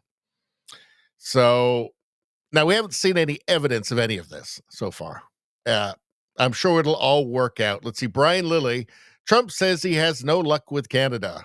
Meanwhile, Canadians in the know are telling me that Carney's team is doing a very poor job in the talks. Well, there's an article on this. We'll get to that in a second, but let's hear Trump talk about it first. August 1st is going to come, and we will have most of our deals finished, if not all. We haven't really had a lot of luck with Canada. I think Canada could be one where they'll just pay tariffs. It's not really a negotiation. We're working very diligently with Europe, the EU, which covers a lot of territory, a lot of countries, and that's the big one right now. We have the confines of a deal with China, but we haven't really. We don't have a deal with Canada. We haven't been focused on it. When you send out those letters, Mr. President, when you send out those letters, do you believe that will bring some certainty to the financial markets? Because then they will know. No. When those letters go out, they're a page and a half. That means they have a deal. It's done. They pay that tariff, and that is a contract essentially. And they can come into the country. They're going to pay a tariff. I'm going to keep it minimal. I'm going to keep it. I'm not looking to hurt countries. I could do that too, but I'm not looking to do that. But when that letter goes out, that's a deal. And we'll be sending maybe close to 200 of those letters out. Don't forget, we have a lot of countries. So we're going to be sending out almost 200 of those letters. But once those letters go out, we have a deal. Now, we sent one to Japan, we sent one to EU, and they came back and negotiated a deal. So, looks like all the other major economies are getting deals. EU, China, Japan, nothing with Canada. Nothing with Canada. The great negotiator, Mark Carney, has not been able to achieve anything. Nothing. Zero. Trump just exposed the liberals. This is from Mark Nixon. He is not negotiating with Canada. There's no trade deal. August 1 deal imploded. No plan, no urgency. Mark Carney is hiding in the Northwest Territories. Certainty to the financial. He is not in Washington. It really couldn't be any more of a mess. Or just an embarrassment. Let's see. A big holdup is, I think, almost certainly the dairy sector of Canada with supply management, about 1% of GDP. Of course, they're going to refuse to do anything on this. All it does is just, it keeps prices high. That's the point of it. Genius, risk the whole economy to keep milk prices high. What's this guy got to say? This dairy farm in Hitchinbrook has been in Jason Erskine's family for 5 generations. There are 230 milk cows, and the business produces on average 16,400 liters today. Supply management is designed to protect dairy farms. Waterloo professor Bruce Muirhead says it's been in place for more than 60 years. Egg producers and dairy producers were simply churning out too much milk and too many eggs. So as a result of that, we get supply management, which is a quota-based system. There are limits to how much. So if you go over the quota, and they have to pay $30,000 to produce any milk, a drop of milk. But if they go over quota, they have to pour it all out. So they end up pouring out enormous amounts of milk every year. And this is explicitly to keep prices high in Canada. Is why. And this has been a problem, a thorn in the side of the states forever. And there's not the political will in Canada to save the rest of the economy or to improve the rest of the economy. But because by having an actual real beneficial deal with the United States, that will benefit Canadians, ambitious, entrepreneurial Canadians. And then everybody else will be along for the ride. But this is Canada. This is socialist Canada. So, no. Now, let's take a look at this article from Brian Lilly. As Trump lashes out, sources say Canadian side playing games. Mark Carney won the election by promising he was the best positioned to deal with Donald Trump. But so far, he hasn't delivered. Well, there's also no evidence that he would be, right? Other than just what came out of Rosemary Barton's teleprompter, which I'm starting to feel like that wasn't real evidence. Donald Trump says he's having no luck with Canada on a new trade deal. That won't be a shock to anyone familiar with how talks between Washington and Ottawa have been going. Let's see. The Americans want to deal with us. They've said so repeatedly, and time and again, both Canadian and American sources have said it is Canada's negotiating team getting in the way, just as it did under Trudeau.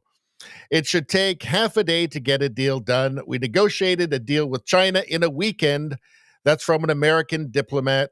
That's an American diplomat quipped in May. So that was back in May. It should take half a day to get a deal done. So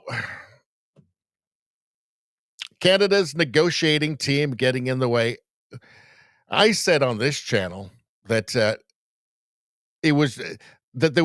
I said on this channel that it was just going to be a continuation of Trudeau, only worse. Because let's not forget, Carney had been advising Trudeau since 2020. And Carney's net zero fingerprints were all over Trudeau policy, unmistakably so. Let's see. Back then, a deal seemed possible. In fact, at the beginning of June, government sources were saying that a deal was imminent. Both sides wanted to sign a deal before the G7 meetings in Kananaskis. Somehow it all fell apart. How did the economic genius, the great negotiator, Mark Carney, let it all fall apart? There's plenty of blame to go around. And Trump will shoulder a great deal of that blame. He's erratic. He's unpredictable. His negotiating style is to create havoc to throw his negotiation partner off balance. Everybody should know that by now. This should not come as a mystery or throw anybody off. They should be expecting it if they're competent. Hold on one second. Okay, hold on.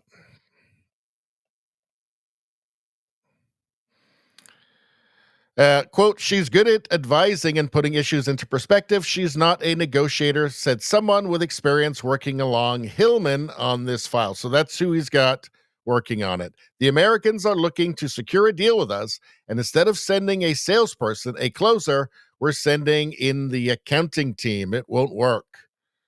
I just want to hold on. Can we... All right, what the hell? It's just cut off a part of this. How do I get rid of this? A part of the story got cut off there. Anyway. Anyway, they're saying we aren't even trying to secure the same kind of deal. The Americans are looking for a deal in principle, a high-level deal in broad strokes. We are pushing for something more comprehensive than the Americans are interested in. And at the same time, as we say we want to negotiate a more comprehensive deal, we put nothing forward. Everything is about waiting for them to move. The Americans, you may have noticed, are busy with other countries who want to negotiate. They don't have time for teams playing games. Well, I guess, Mark Carney figures there's lots of time. I mean, everybody went on vacation. He didn't say, actually, nobody goes on vacation until we deal with this crisis. He kept saying crisis, biggest crisis in Canadian history. And then they all went on vacation. Remember, Pierre Poilievre said nobody was going on vacation until they had things sorted. For some reason, Carney didn't do that. He just said, okay, well, everybody gets a break. It is summer vacation. So you can't interrupt that. I mean, sure, it's a giant crisis, but there's plenty of time. We've got all summer to not deal with it. It really is astonishing. All of our warnings about this globalist hobgoblin, Mark Carney, went unheeded.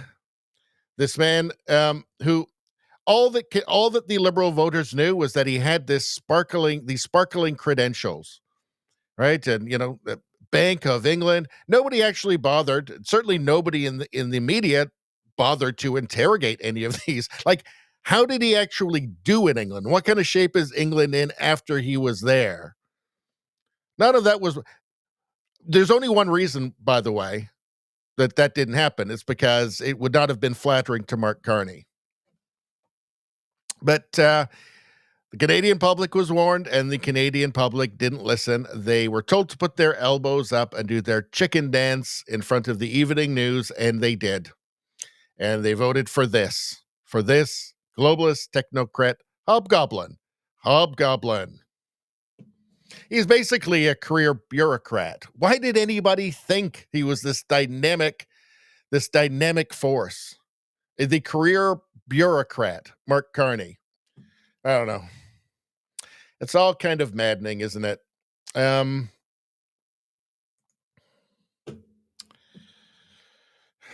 don't know. That's a bouncy boat. Let's see. What are you guys talking about?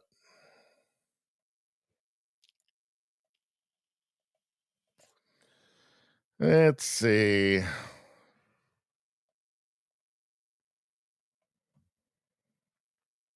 Let's see.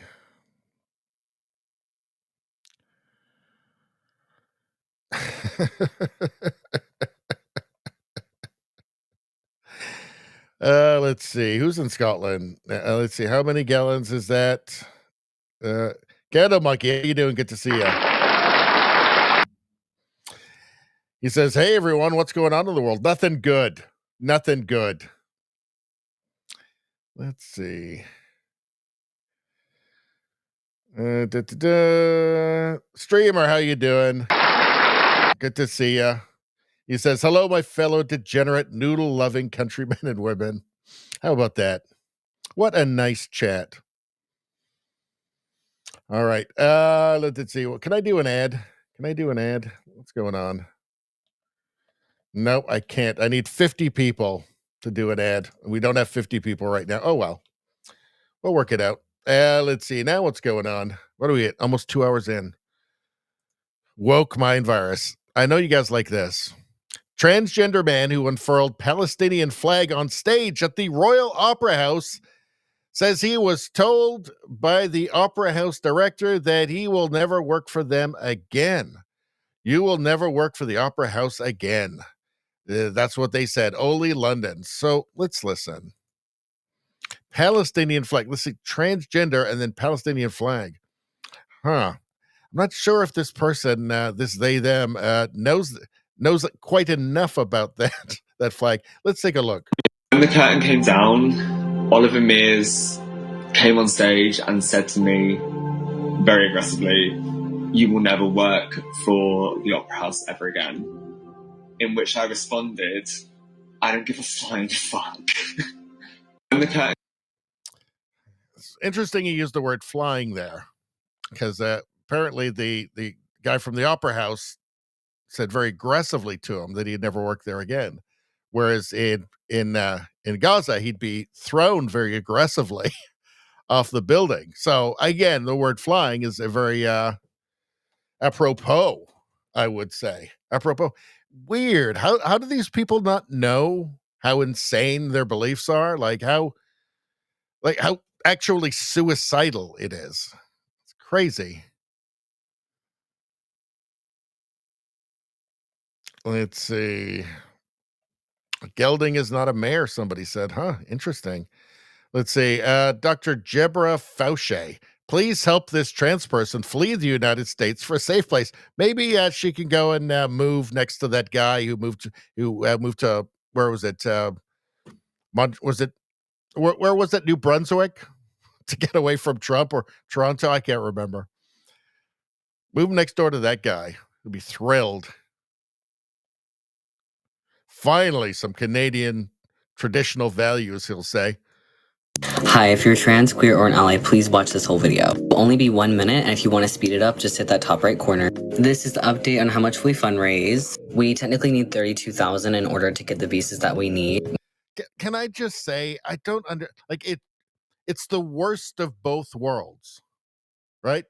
Like, there's just, like, I guess that this person has a partner, I guess. But like, who does this appeal to exactly? Would appeal to men or women. I guess it's just other they thems. I guess that's the whole dating pool, is the other they thems, I guess. It's again, it's the worst of both worlds. I mean, it's just a collective right? Most of visa requirements, you need to have at least 15 to 16,000 in each bank account for at least 3 months. We obviously don't meet that requirement. However, we're working with an agency right now to see what we can do. But literally anything donated would be much appreciated, even if it is just a penny, because literally every penny counts. If you have nothing to donate, that's okay. Just interact as much as you can and send this to as many people as you can. You just watching this video helps 2 trans people flee the country for safety. So it's greatly appreciated and extremely urgent. We might not be able to leave until December because we could renew our lease for an extra 6 months if we need more time. We're just really terrified because we keep finding more and more things out about this. So is this a thing where they have no intention of moving because they know they're perfectly safe? In fact, much safer than most places in the world, but they just want some money. So they just say they're going to do it and then like send us a bunch of money. And then maybe they claim they couldn't because, I don't know, like the pilot was the transphobic or something. I don't know. It seems like rife for scamming though, right? I mean, it is ridiculous, but I guess there are idiots. I guess there are smooth-brained people that will actually believe that these people are in any kind of peril whatsoever.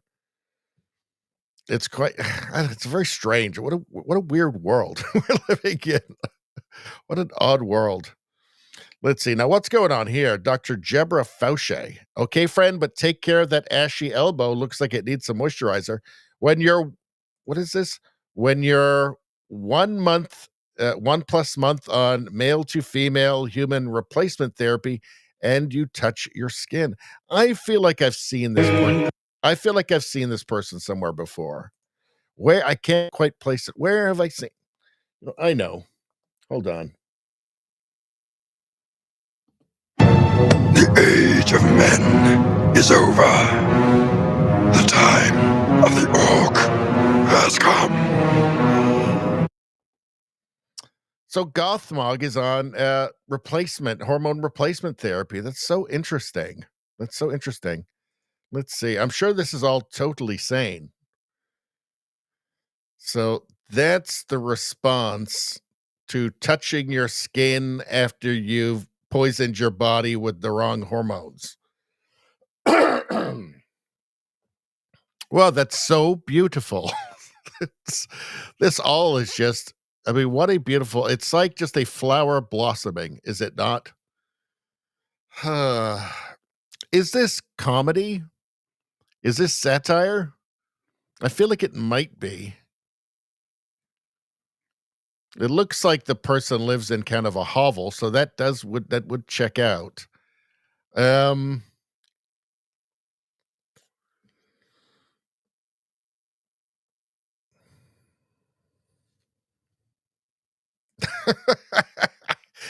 don't know. I just don't know anymore. Lena Dunham looks great. The horizontal stripes are quite slimming.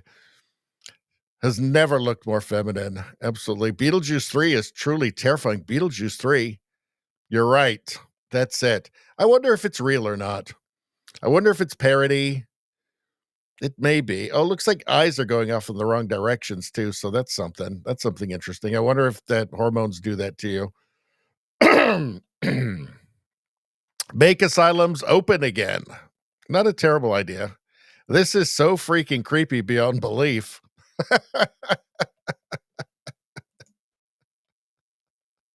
It's beautiful. It's beautiful. Being your true self. I tell you what, this is nobody's true self. This is something that was done to somebody. Let's see. Ulta Beauty launches collaboration. Ulta Beauty from Oli London. Ulta Beauty launches collaboration with Dylan Mulvaney's hairstylist, Jonathan Van Ness, who uses they, she, he pronouns or a woman's dress while unveiling his new collaboration with the beauty store. I thought this was over. Ulta, and I'm here to see the display for the first time, you guys. Hi, honey. What's your name? Paulina. Nice to meet you, Paulina. Nice to meet you. What's your name, honey? Nice to meet you. We're gonna see what Javian hair looks like at Ulta for the first time. It's gonna be Ulta fun. Okay, let's see it. Who's that? She's so pretty. I got highlights since then. Oh, you guys, do you think it's pretty? It's gorgeous. Do you think she's gonna get along with all of her? It just feels like misguided marketing strategy. Like beauty products, fashion, it's all aspirational, right? And we're going to get to that actually, to a good marketing plan, because American Eagle has switched. American Eagle came to a fork in the road, and they decided to go with hot woman that other women want to look like. So it's all aspirational stuff. And, women want to kind of get some of that magic that like a Sydney Sweeney has, because they know that men look at Sydney Sweeney and they really like what they see. So how is this aspirational for a woman? Like, what woman sees that and thinks, I want to look like a man? Like some obviously some will, like some small, but that's a really fringe part of the customer base. I can't see how a woman who wants to be attractive to straight men sees that and thinks, that's me. That's what I want to steal some of his magic. It just seems like totally counterproductive. I thought this was gone. I thought this was done. Like, when was this posted? This was posted 2025. Is this still happening? Okay, I don't even use makeup, but this is making me want to shop at Sephora. I don't know a single woman who behaves like this. They don't. He looks like he smells. Well, this is bad for the stock price. You have to think so. I'm not buying makeup from a woman with a beard. Hell, I'm old enough to remember when the bearded lady was a circus sideshow exhibit. Circus sideshow exhibit. Yes, exactly. I thought this was gone. I thought these companies had come to their senses. But the woke mind virus, the idea pathogen, I mean, it endures. It does, and it's resilient. So the heads of these corporations and marketing divisions some of them are going to have lost their agency and their free will, and they will be woke zombies, incapable of doing nothing other than just prioritizing spreading the idea pathogen.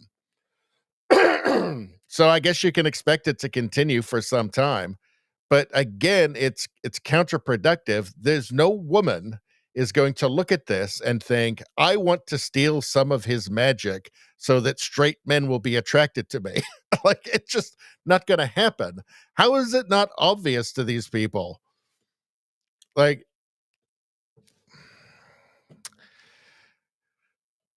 what have we got next? It just seems very silly to me. Very silly indeed. We already saw that dingbat. So let's go here. Let's go to the chat first. And see what you guys are saying.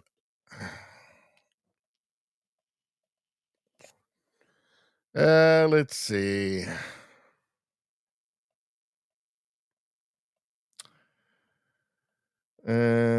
What are we saying here?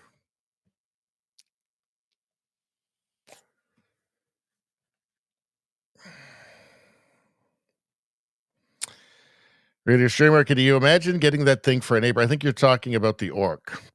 That'd be, you'd never sleep, never be able to, you'd have to move.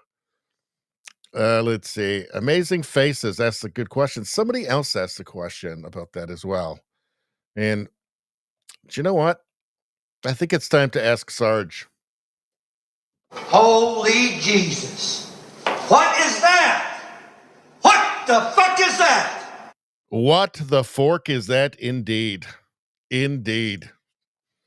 What else you guys saying? Let's see.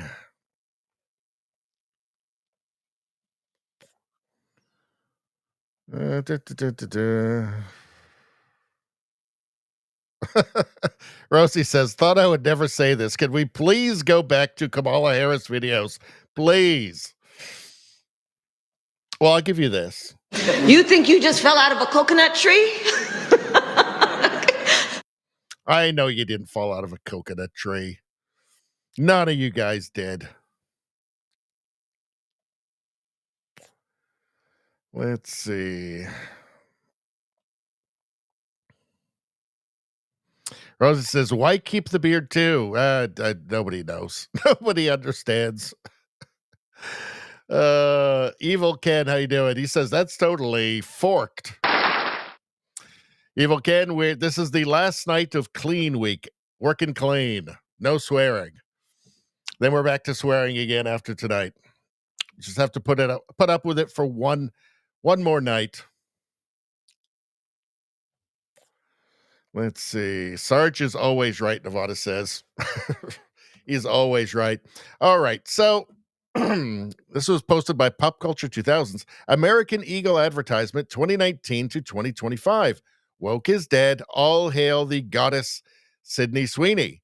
So I guess that's a 2018 ad. And look, she's perfectly lovable, I'm sure. Right?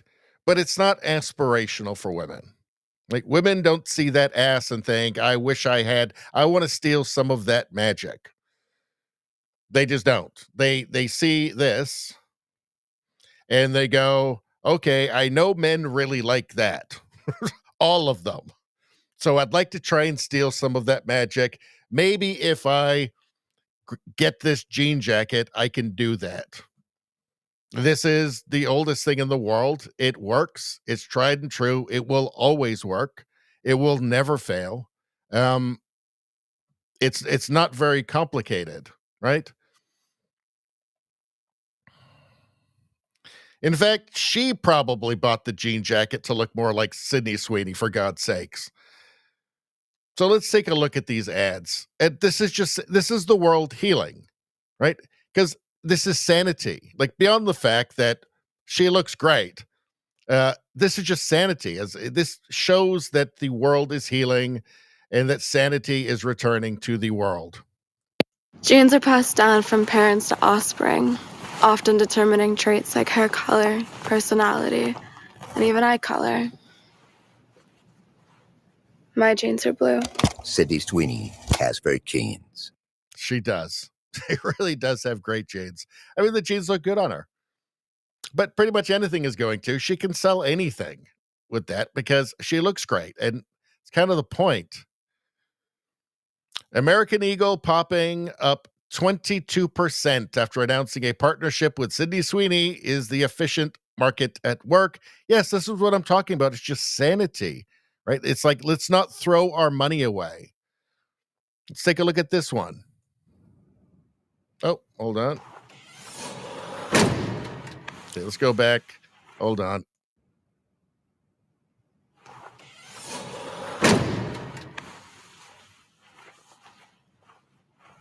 Sydney Sweeney has great genes.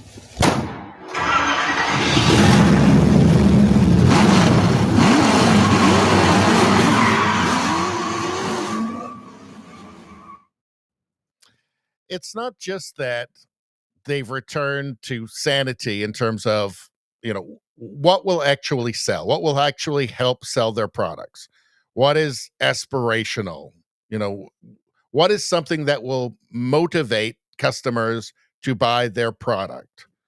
It's not just that we've seen a return to sanity in marketing. Is that there's actually something kind of wholesome about this, right? You've got the classic car. You've got Sydney Sweeney. Yes, she's got some kind of subtle makeup on, but she's not globbed with makeup. Look at her hair. She's wearing jeans. It's kind of a very hot girl next door thing about this. There's this, kind of a nostalgia effect with the car. There's something kind of wholesome and very American about it. And that's very welcome to see. Like, this is not subversive. This is, the United States is cool. Look at this old car. Look at her. She's a girl next door, right? Jeans. She's not globbed with makeup like some, like some thought. There's something actually very wholesome about it. Let's keep going here. So, yeah, stock price is going up. It makes sense. You see here, look, like she doesn't have. Yeah, American Eagle is about to go vertical. You can see she's not globbed with like tons of makeup smeared all over her face, right? Like she's, it's a very natural look. Here, let's take a look at this. My body's composition is determined by my genes. Hey, eyes up here.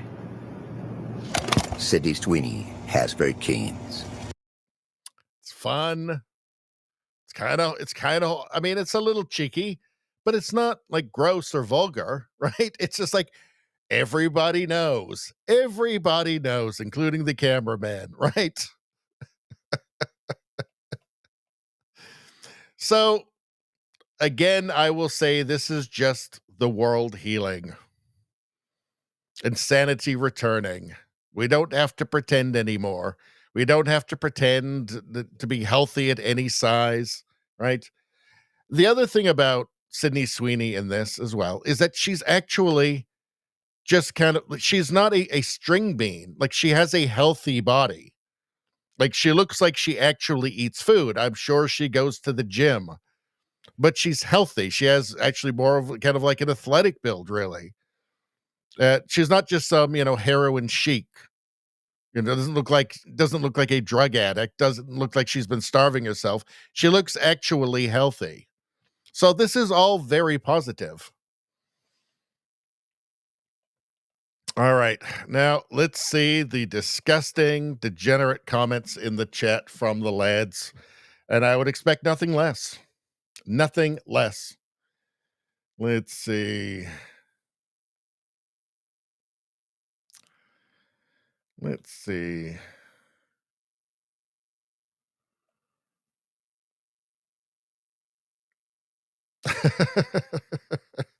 Radio streamer, I'm outside working on a stump grinder, running low on energy. No, it's Friday.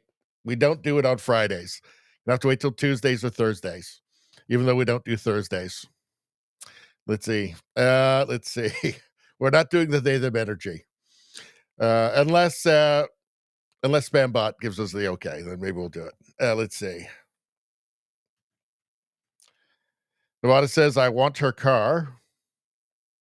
Rosie says, women love that look. Men love to look at that. And they added a muscle car that guzzles gas. I know. There's something very wholesome about it. Let's see. Trudeau Survivor says, any man looking at her has to devote 99% of brain activity maintaining eye contact. That's very, very true. Very, very true. Nevada says, she looks great, and the chick isn't bad either. Eyes up here. Let's see. Cat Monkey says, maybe the bigger girl is a nice person. Well, I'm sure she is. I'm sure she's perfectly lovable, right?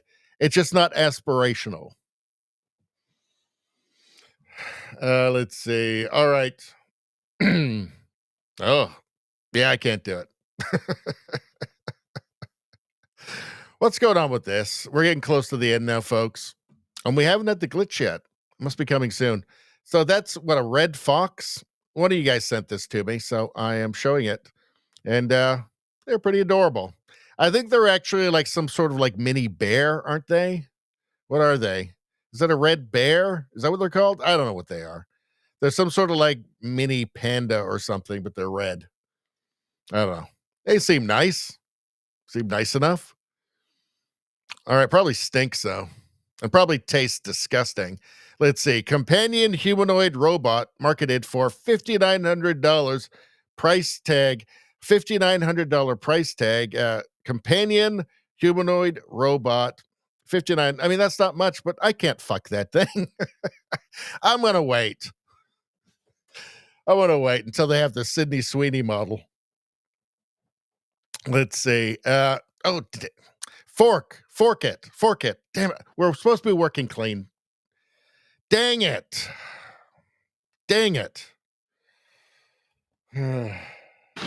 You lousy corksuckers. That's Johnny Dangerously. The world's first mosquito air defense system. This is just cool. This is just awesome. Let's check it out. In China, they've built something that sounds like sci-fi, but it's very real. The world's first mosquito air defense system. This cutting-edge device doesn't use sprays or nets. Instead, it scans the air using LiDAR, instantly detecting mosquitoes mid-flight. And when it spots one, a laser fires with pinpoint accuracy, vaporizing the bug in milliseconds. It's so fast, it can take out up to 30 mosquitoes per second. Worried about safety? Don't be. The system can tell the difference between insects, humans, and pets, so it only targets what it's supposed to. Plus, it works flawlessly even in total darkness. In short, China's turned mosquito control into high-tech warfare, and it might just be the future of pest control. In China, they've built something that's... Does it work on raccoons? Can you set it to work on raccoons? I don't know. Or cats. Cats as well. Cats as well. I know what you guys are thinking. Right to jail, right away. No. I'm allowed to say that. Fake Mark Carney posted, and then I told everyone to put their elbows up, and they're laughing because it was so idiotic. Yet they got away with it. Amazing. And there's Doug Ford there, of course. The secret liberal, not so secret liberal. I'm starting to wonder now if Doug Ford is actually got his eye on the liberal leadership after Carney instead of Polyev. Because he just seems like he's saying that the conservatives have to be more progressive. What? The federal conservatives? I don't think that Doug Ford has a chance of becoming. I think my thoughts had been that his intention was to sabotage Pierre Poilievre and then take over the federal conservatives. But the base hates him. I don't think it's possible for him to do it. I certainly would never vote for him. Maybe he's actually going for Carney's job. He knows that Carney's going to fail hard, and he thinks he'll take his spot. I don't know. He does just act like a liberal, so I mean, it wouldn't be a stretch at all. What's going on with this? This is a sketch, and I guess what is this, Australia or something? Let's take a look.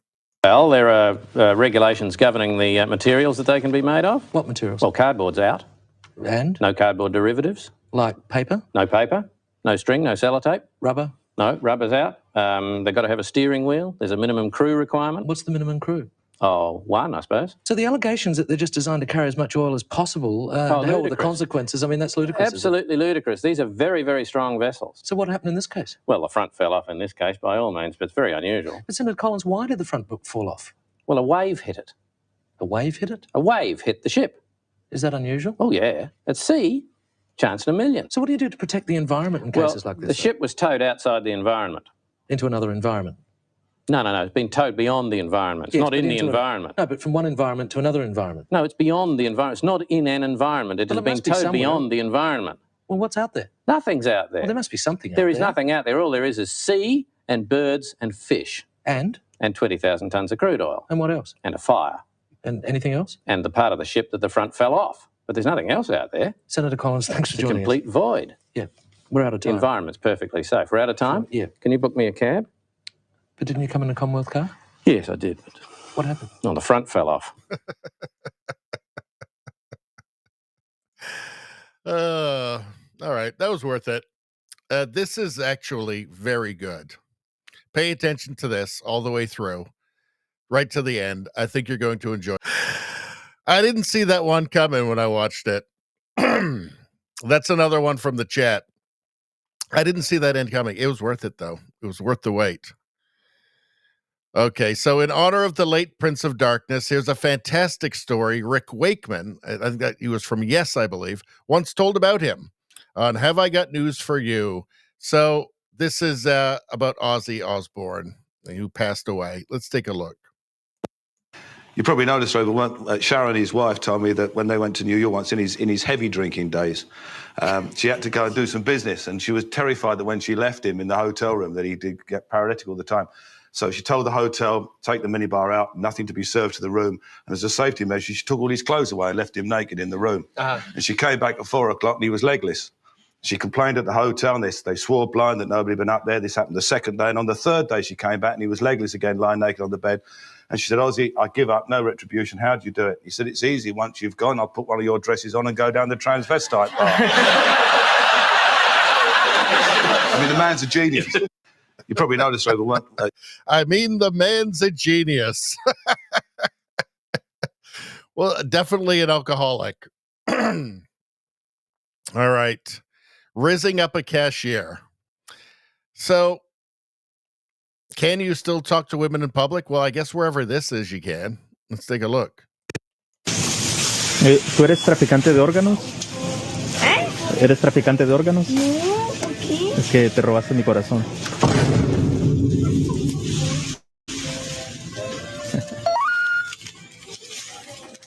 Ay, qué encanta. ¿Todo buena?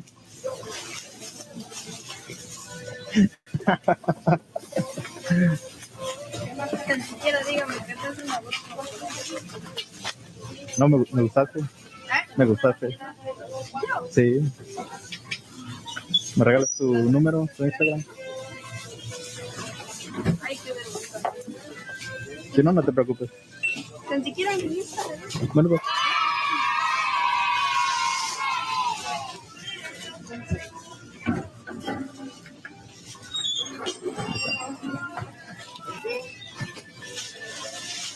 Mira, ahí está. Ahí te escribo. Bueno, adiós. So apparently outside of the English-speaking world, you can still hit on the cashier without getting Me Too'd. So that's good news. But you've got to speak Spanish. Otherwise, the CBC will run a story on you for a week. From Kevin O'Leary, talking about the cancellation of Stephen Colbert. Not just him, but the entire Late Show. The entire thing is gone, right? Losing $40 million a year. I mean, that is just the answer. All the left freaking out and this was political. No, like it's not political. $14 million a year over a decade. That's $400 million. It's a lot of money, especially when cable is struggling terribly with all of the competition. Why is this even remotely controversial? Let's hear what Kevin O'Leary has to say about it. Donald Trump posted, I absolutely love that Colbert got fired. His talent was even less than his ratings. You'd think in all this time he could have developed a better Donald Trump impersonation. That's worse than mine. Far worse than Radio Baloney's impersonation of me, which is a beautiful, perfect impersonation. Colbert's a loser impersonator. You see, even mine is better, and mine's bad. Go yourself. I think the real question is, should the president of the United States be picking and choosing people who should have jobs based on whether they say nice things about him or not? No, he got fired before Trump said a word. 46.2. Actually, Trump Abby, called for his with firing a very last. simple explanation. Okay, let me respond to what you said. Trump called for his firing last fall, just to be clear. Let's talk about what actually happened. $46.2 million in losses on a franchise that's 40 years old. It's old, it's dead, and unfortunately for all of the category, people are geometrically not watching late night TV anymore. Here's the problem for Colbert. His contract is a payout contract through a transaction where there's a change of control. Only a moron would tell the president to F off before he gets his check, okay? So what's going to happen now, in my opinion, is tomorrow, CBS, his boss, will fire him, and they will litigate for the next 5 years his payout. Fire who? Stephen Colbert? So now, Absolutely. so now Get you're rid of this saying, guy. Oh, no. So now you're saying they're really going to If I fire were him for them, saying I'd mean whack things about this the guy. president? I want to go back to He will never get his check. Now at this point, he said the gloves are off. He's You can't. They're just totally resistant to sanity, it appears, to just any kind of accurate description of reality. Totally resistant. You know, we've said it a million times. They're not here to inform. They're here to manipulate. And, well, I guess they want to get there. I guess they don't want to get canceled. right? Their job is to manipulate. They're going to do it. They're going to cash those checks. Let's see. Trudeau Survivor says, if the mosquito zapper is used in Africa, do you have to worry about getting your face splattered with HIV blood? Ooh. Well, I don't know. I mean, can you get it from mosquitoes? I don't know. I never really thought about that. I had no plans to go to Africa, however, so let's see.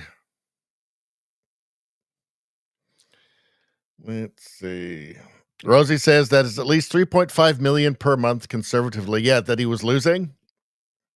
It's not rocket science, right? Like, okay, this is a great excuse to just get rid of him. It's not like the executive just woke up and said, well, he's got to go now. We love him. We love losing $46 million a year. But now, obviously, they're looking at the losses year over year and saying, okay, this is really becoming a problem now. We simply can't afford to fund this propaganda. From Charlie Kirk, Stephen Miller just dropped a bombshell on Hannity tonight, revealing the real number of missing kids Democrats trafficked into America is not 320,000, but 450,000. Please tell me more about your leftist empathy and compassion. Please. Let's hear what Stephen Miller has to say about this, though, from a different perspective, maybe a perspective of actual empathy. Well, so here's another one for you, Sean. On top of all of that, we now believe the true number of missing children that Joe Biden trafficked into the country, the Democrats trafficked into the country, is 450,000, not 320, wow. 450. The Democrats have committed crimes for which they can never be forgiven, Sean, and Donald Trump is cleaning it up. Donald Trump is cleaning it up right now. Let me say it again. Stephen, they have blood on their hands. They'll have more blood on their hands. Every murder, every rape, every violent crime.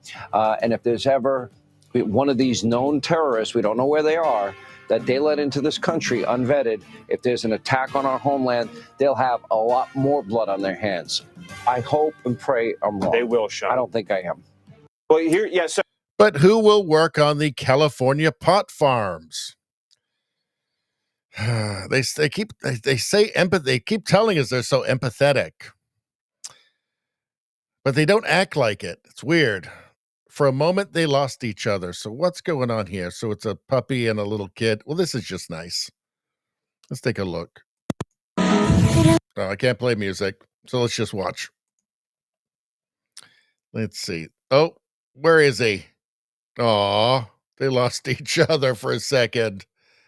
Aw. Well, that's just nice. That's a nice palate cleanser right there. Lovely palate cleanser. That's just a nice thing. Gay dude hitting trick shots on some dude. This is wild. Oh. Hold on a second. Oh, damn it.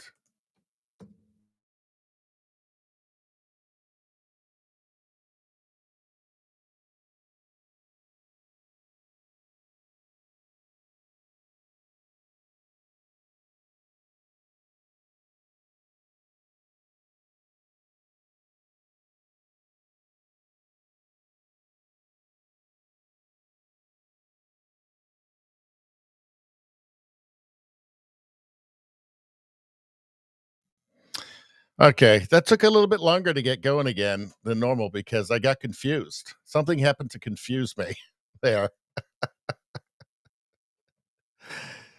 Something happened to confuse me. All right, but now we're back. So this is kind of amazing. Gay dude hitting trick shots on some dude. So this is hold on.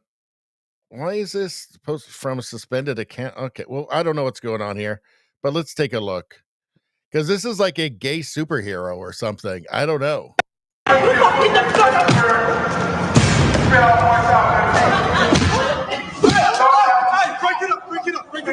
think he was punching him in the nuts there, which kind of makes sense.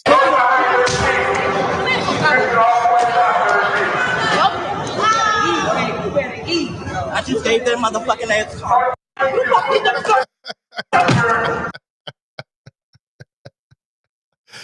That was kind of hilarious. Can everybody? I think there's a big delay on the chat from Rumble tonight. Can you guys hear me again? Well, the sound should be going. Let's see. Yeah, I think there's a big delay on the chat, so I'm just going to wait until somebody tells me they can hear. We're almost at the end of the show.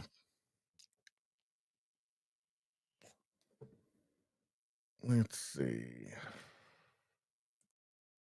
Okay, I know the sound is working. Okay, it's working again. Great. Okay. And you were trying to mess with me, but it didn't work. You know what? Trying to mess with me, trying to trick me. Guess what? Right to jail, right away. Exactly. If I were emperor of the internet. Let's see. So what's going on here? That's forking genius. Let's take a look. What's this guy doing? Oh, music. Not doing that. So the sign says, tip me if your girl is hot. And this guy has to make a decision. Got to make a decision on the fly.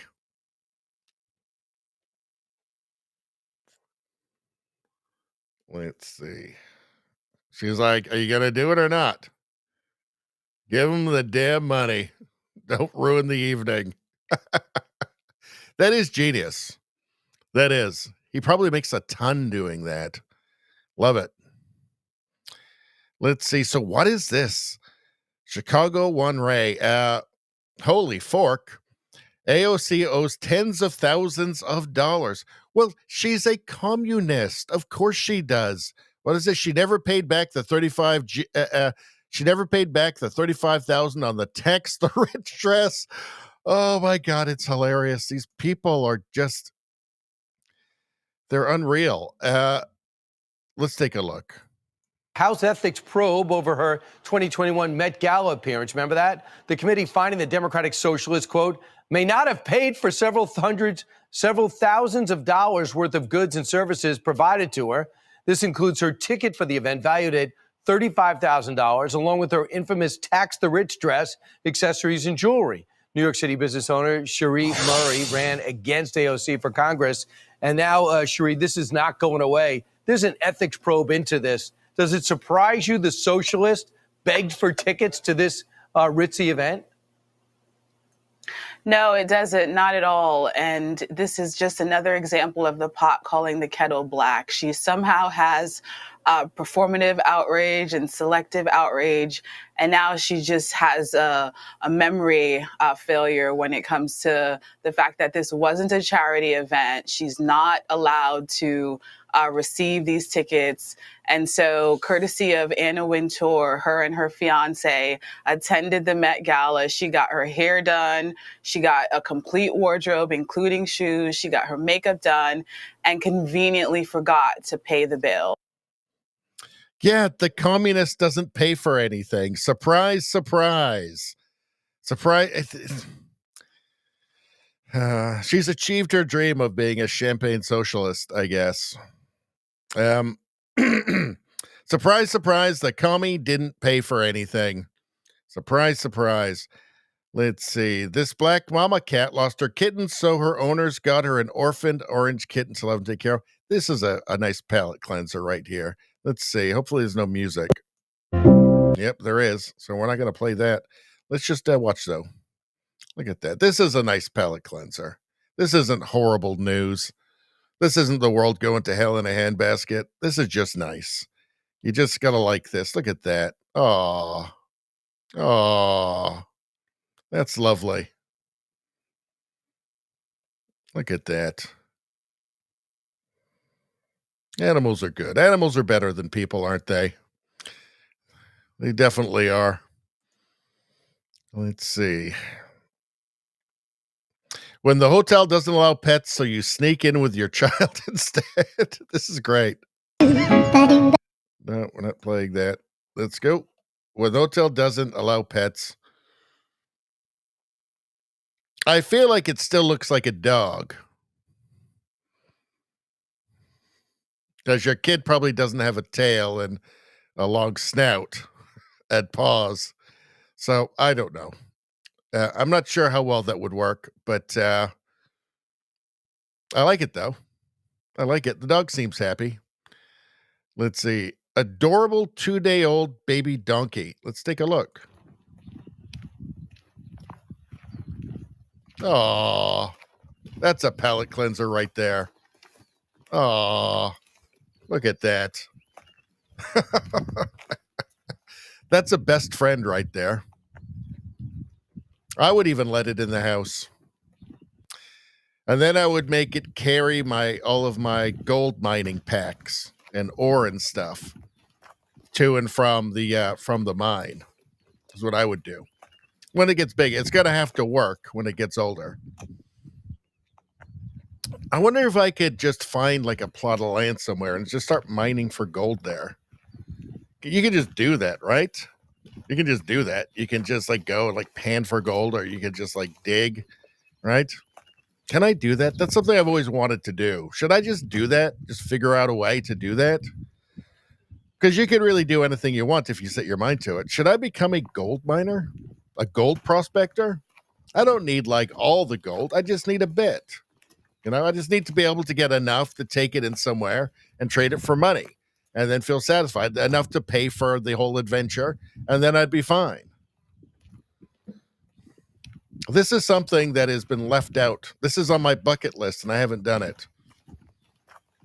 Should I just go ahead and do it? After the stream, should I just start researching how do you become a gold prospector? I think it's a realistic goal.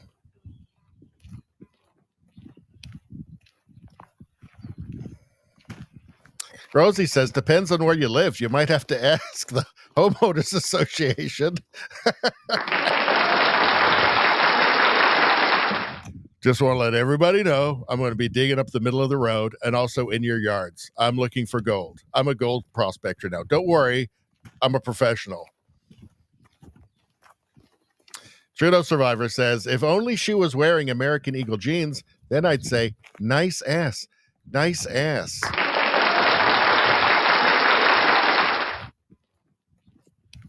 Radio Streamer says, I've actually done quite a bit of research. If my health was better, I already know where I'd be digging in this area.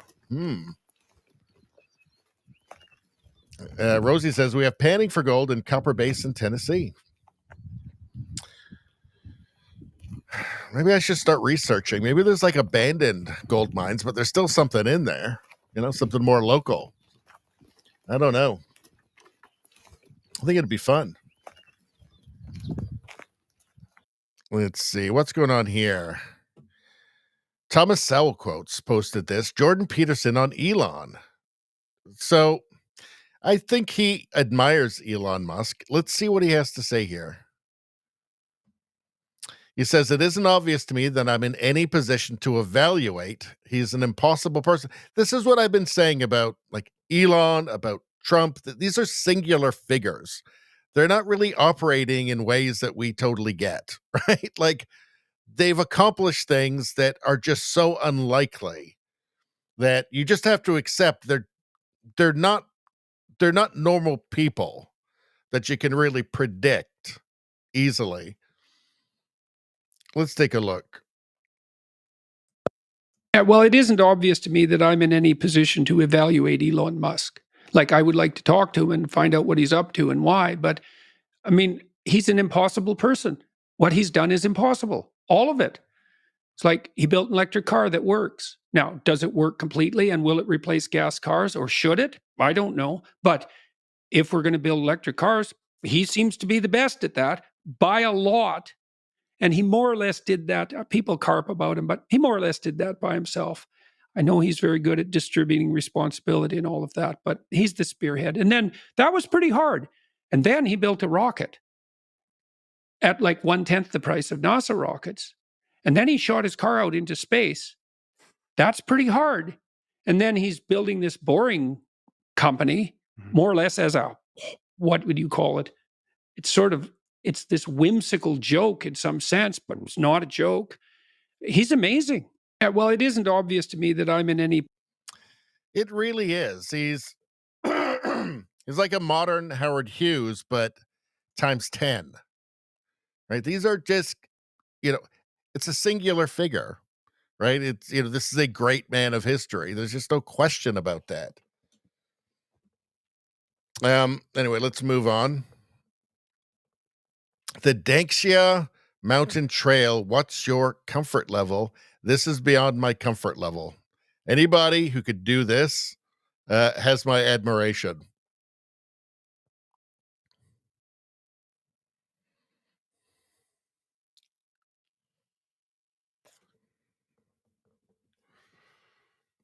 I think this is China.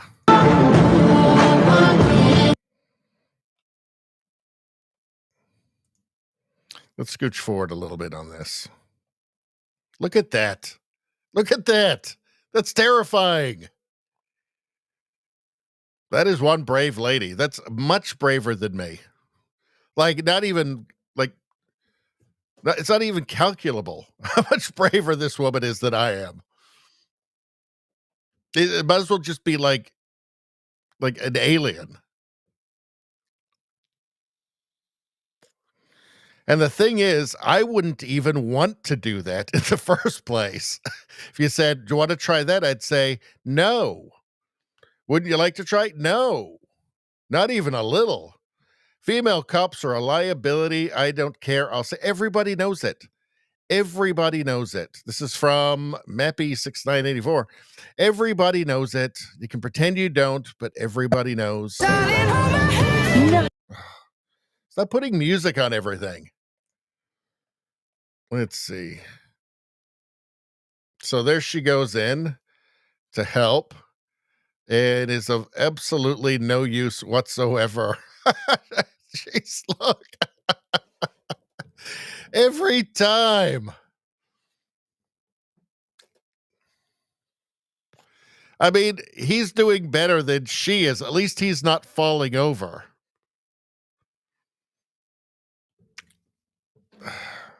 What's the point? What's the point? Baby cows. Maybe.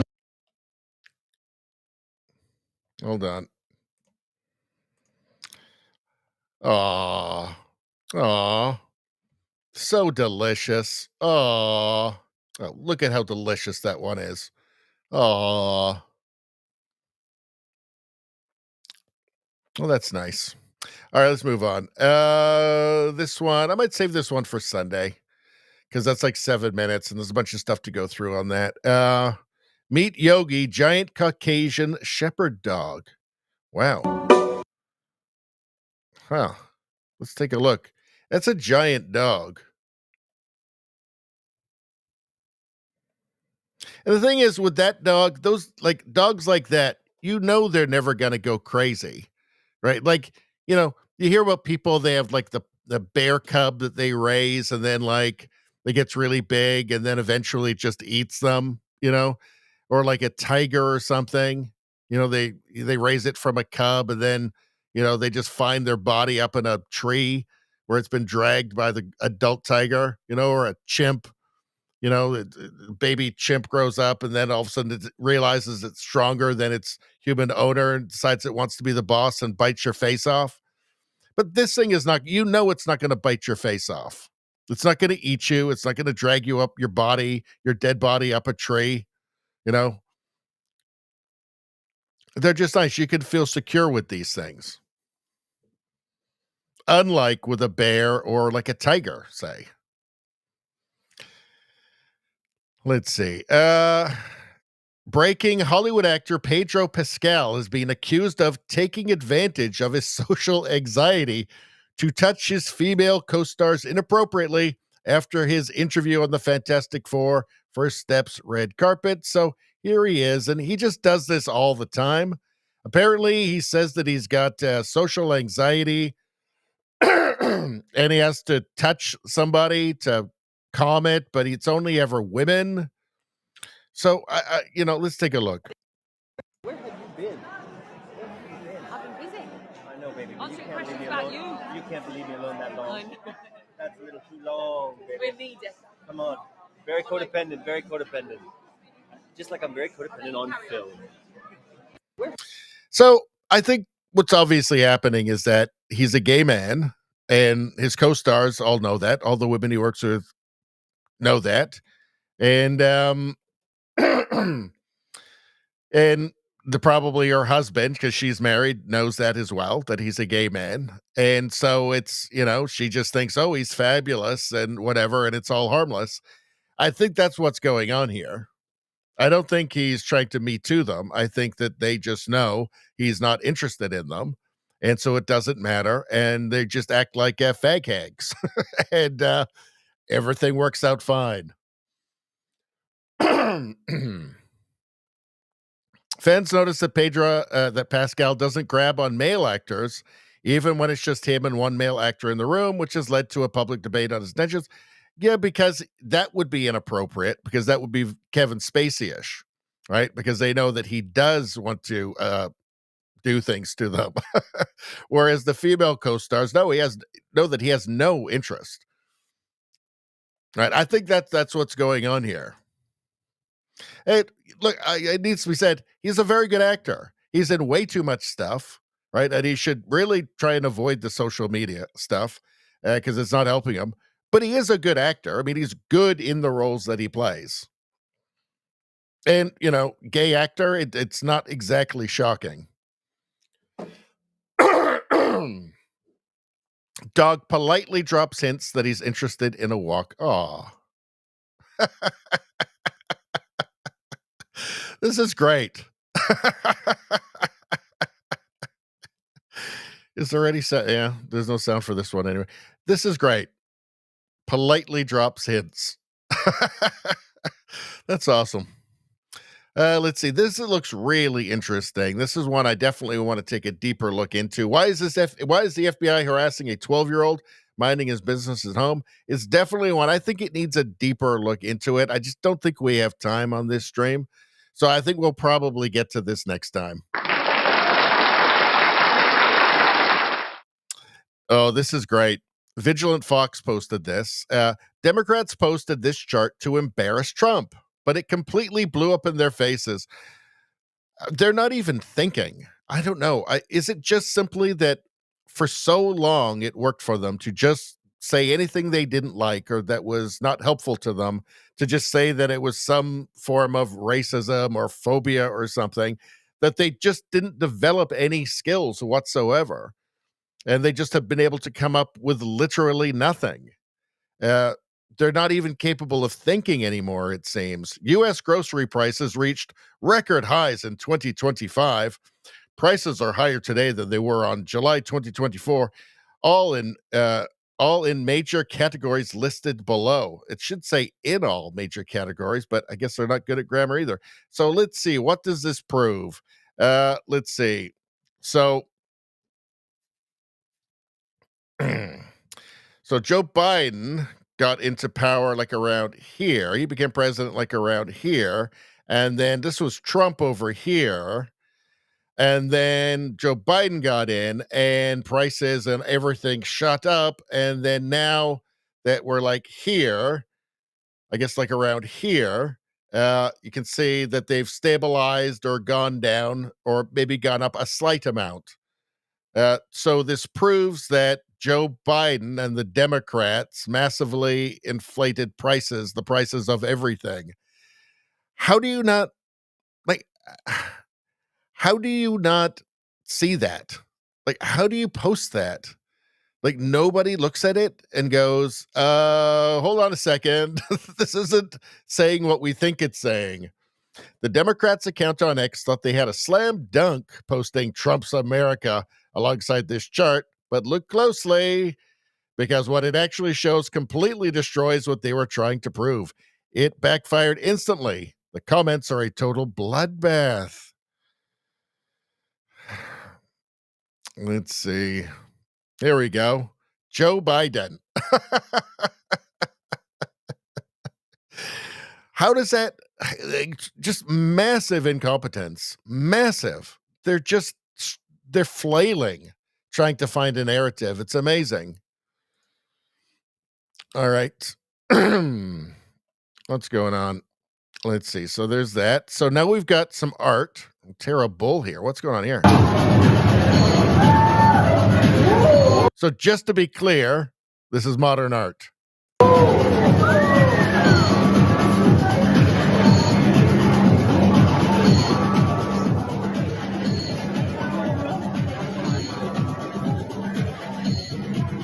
always amazes me when you see the lemmings here with their, they're recording it as if this is somehow serious or notable in any way. I guess it's notable in like a decline of Western civilization kind of way, but they sit there and they're so serious and acting like this is something that actually should command their attention. I find it just really weird.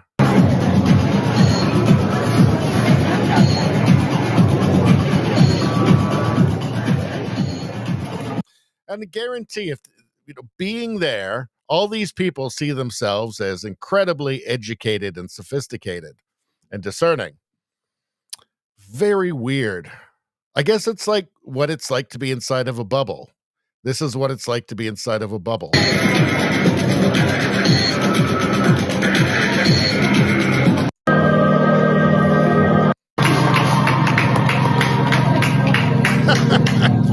They're clapping. They're clapping at what? At what? I don't know. I don't know what the heck's going on, people, anymore.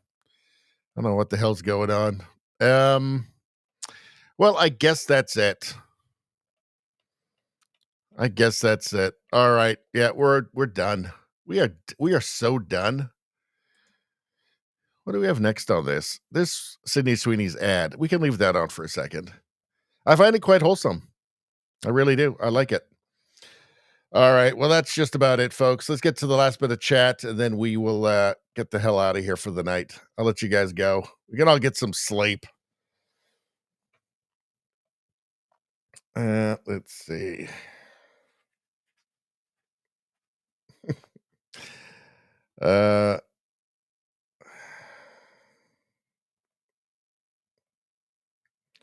JDL says math is racist now. It has been for years. For years. I'm so glad they realized that. Let's see. Rosie says, love that chart. Yeah, exactly. JDL says, remember how big candy bars used to be? Well, I guess they were bigger. I guess. I don't know. I don't really remember. Have they changed that much? Rosie says, well, the prediction finally came true. Bloodbath in the comments.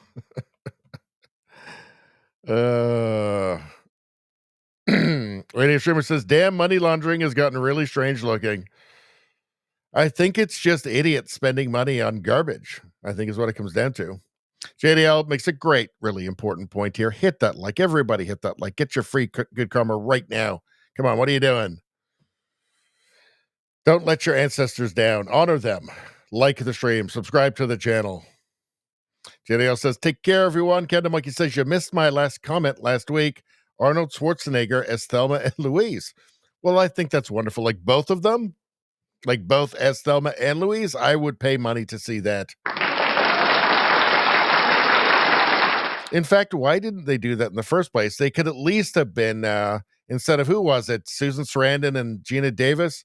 They could have done Danny DeVito and Arnold Schwarzenegger. That would have been better. I would have gone and seen the movie if they'd done that. Like that movie Twins. All right. I wonder if I can do another ad. Will they let me do another ad? Is one available? Nope. Not letting me do it. All right. Rosie says, good night, all. All right, everybody. Have a great night. Have a great weekend. And thank you to the chat. You guys are half the show. You guys know that. If you guys weren't here, I would not do the show because it would be very depressing. So thanks for showing up, you guys. And everybody have a great night. And so let me just say, this week is a little crazy because I've got visitors in, and so I'm hoping to just be able to do all my regular shows. They'll probably be a bit shorter, perhaps, but I'm hoping to be back Sunday. I don't think we'll do a premium on Monday. Hoping to be back Tuesday, and then by Friday, everything will for sure be back to normal again. If for any reason I can't go live, I will try to put up a card on Rumble, and then maybe post something in community notes on YouTube. But on Rumble, I will try to put something up, a card up, so that you guys can, so you have some warning, so you know not to wait. I'll try to do that hours in advance if it is necessary. I don't know that it will be. And that's it. All right, everybody. Good night. Thanks for showing up. Hopefully we'll see you on Sunday. Have a great weekend.